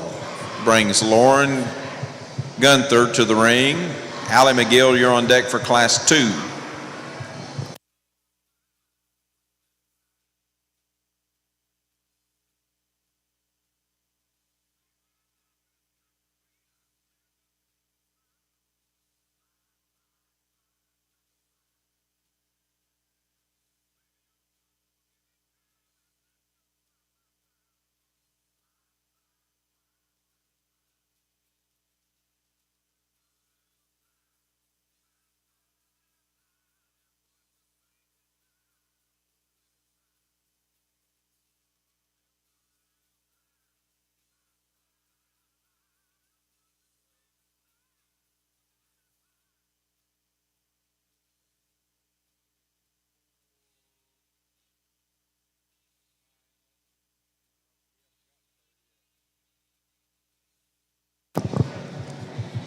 Fourteenth selection comes from Class 4. That's Madison Hood from Keys. We'll bring Hannah Hinkle to the ring. Bradshaw Bunch, you're on deck in Class 4.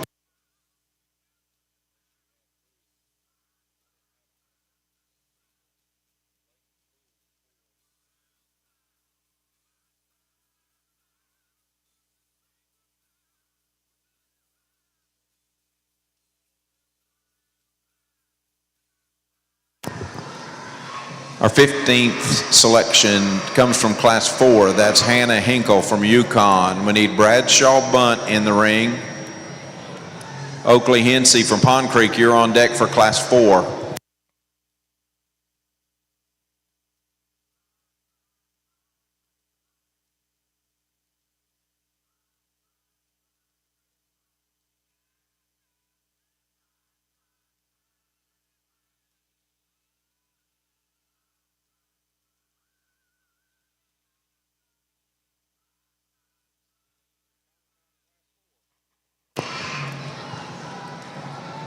Our 16th selection comes from Class 4. That's Bradshaw Bunt from Ringwood. We need Oakley Hensey from Pond Creek in the ring. Bo Butchie, you're on deck for Class 4.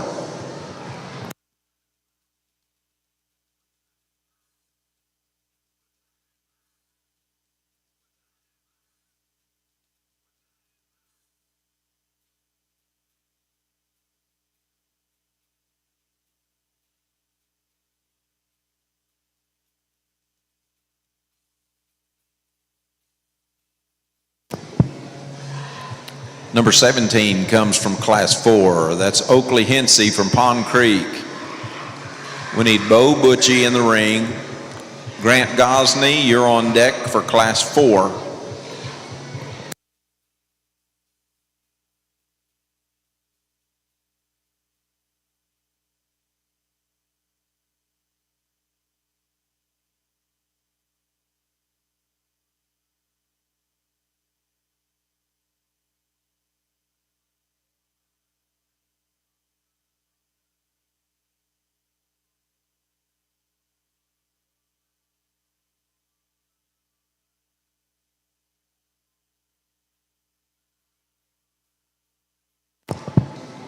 Number 18 comes from Class 5. That's Ayla Oaks from Stillwater. We need Sutton Striker in the ring. Clay McKitty, you're on deck for Class 5.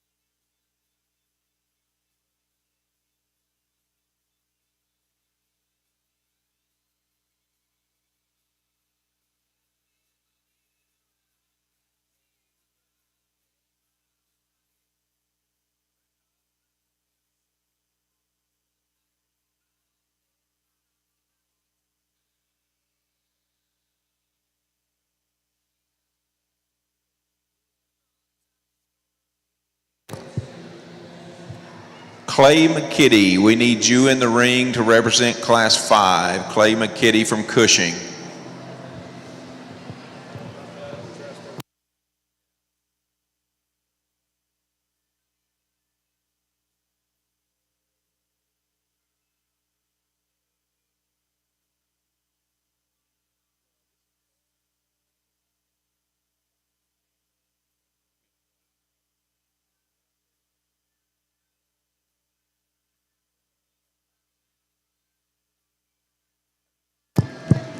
Our 19th selection comes from Class 5. That's Clay McKitty from Cushing. We need Gianna Latta from Shattuck in the ring.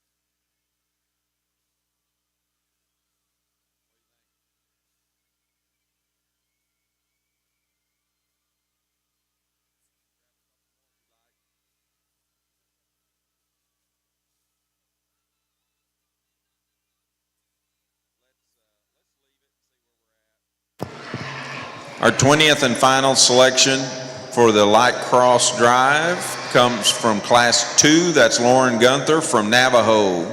Congratulations to our exhibitors today, our winners today. We'll see you at 8 in the morning for dark crosses.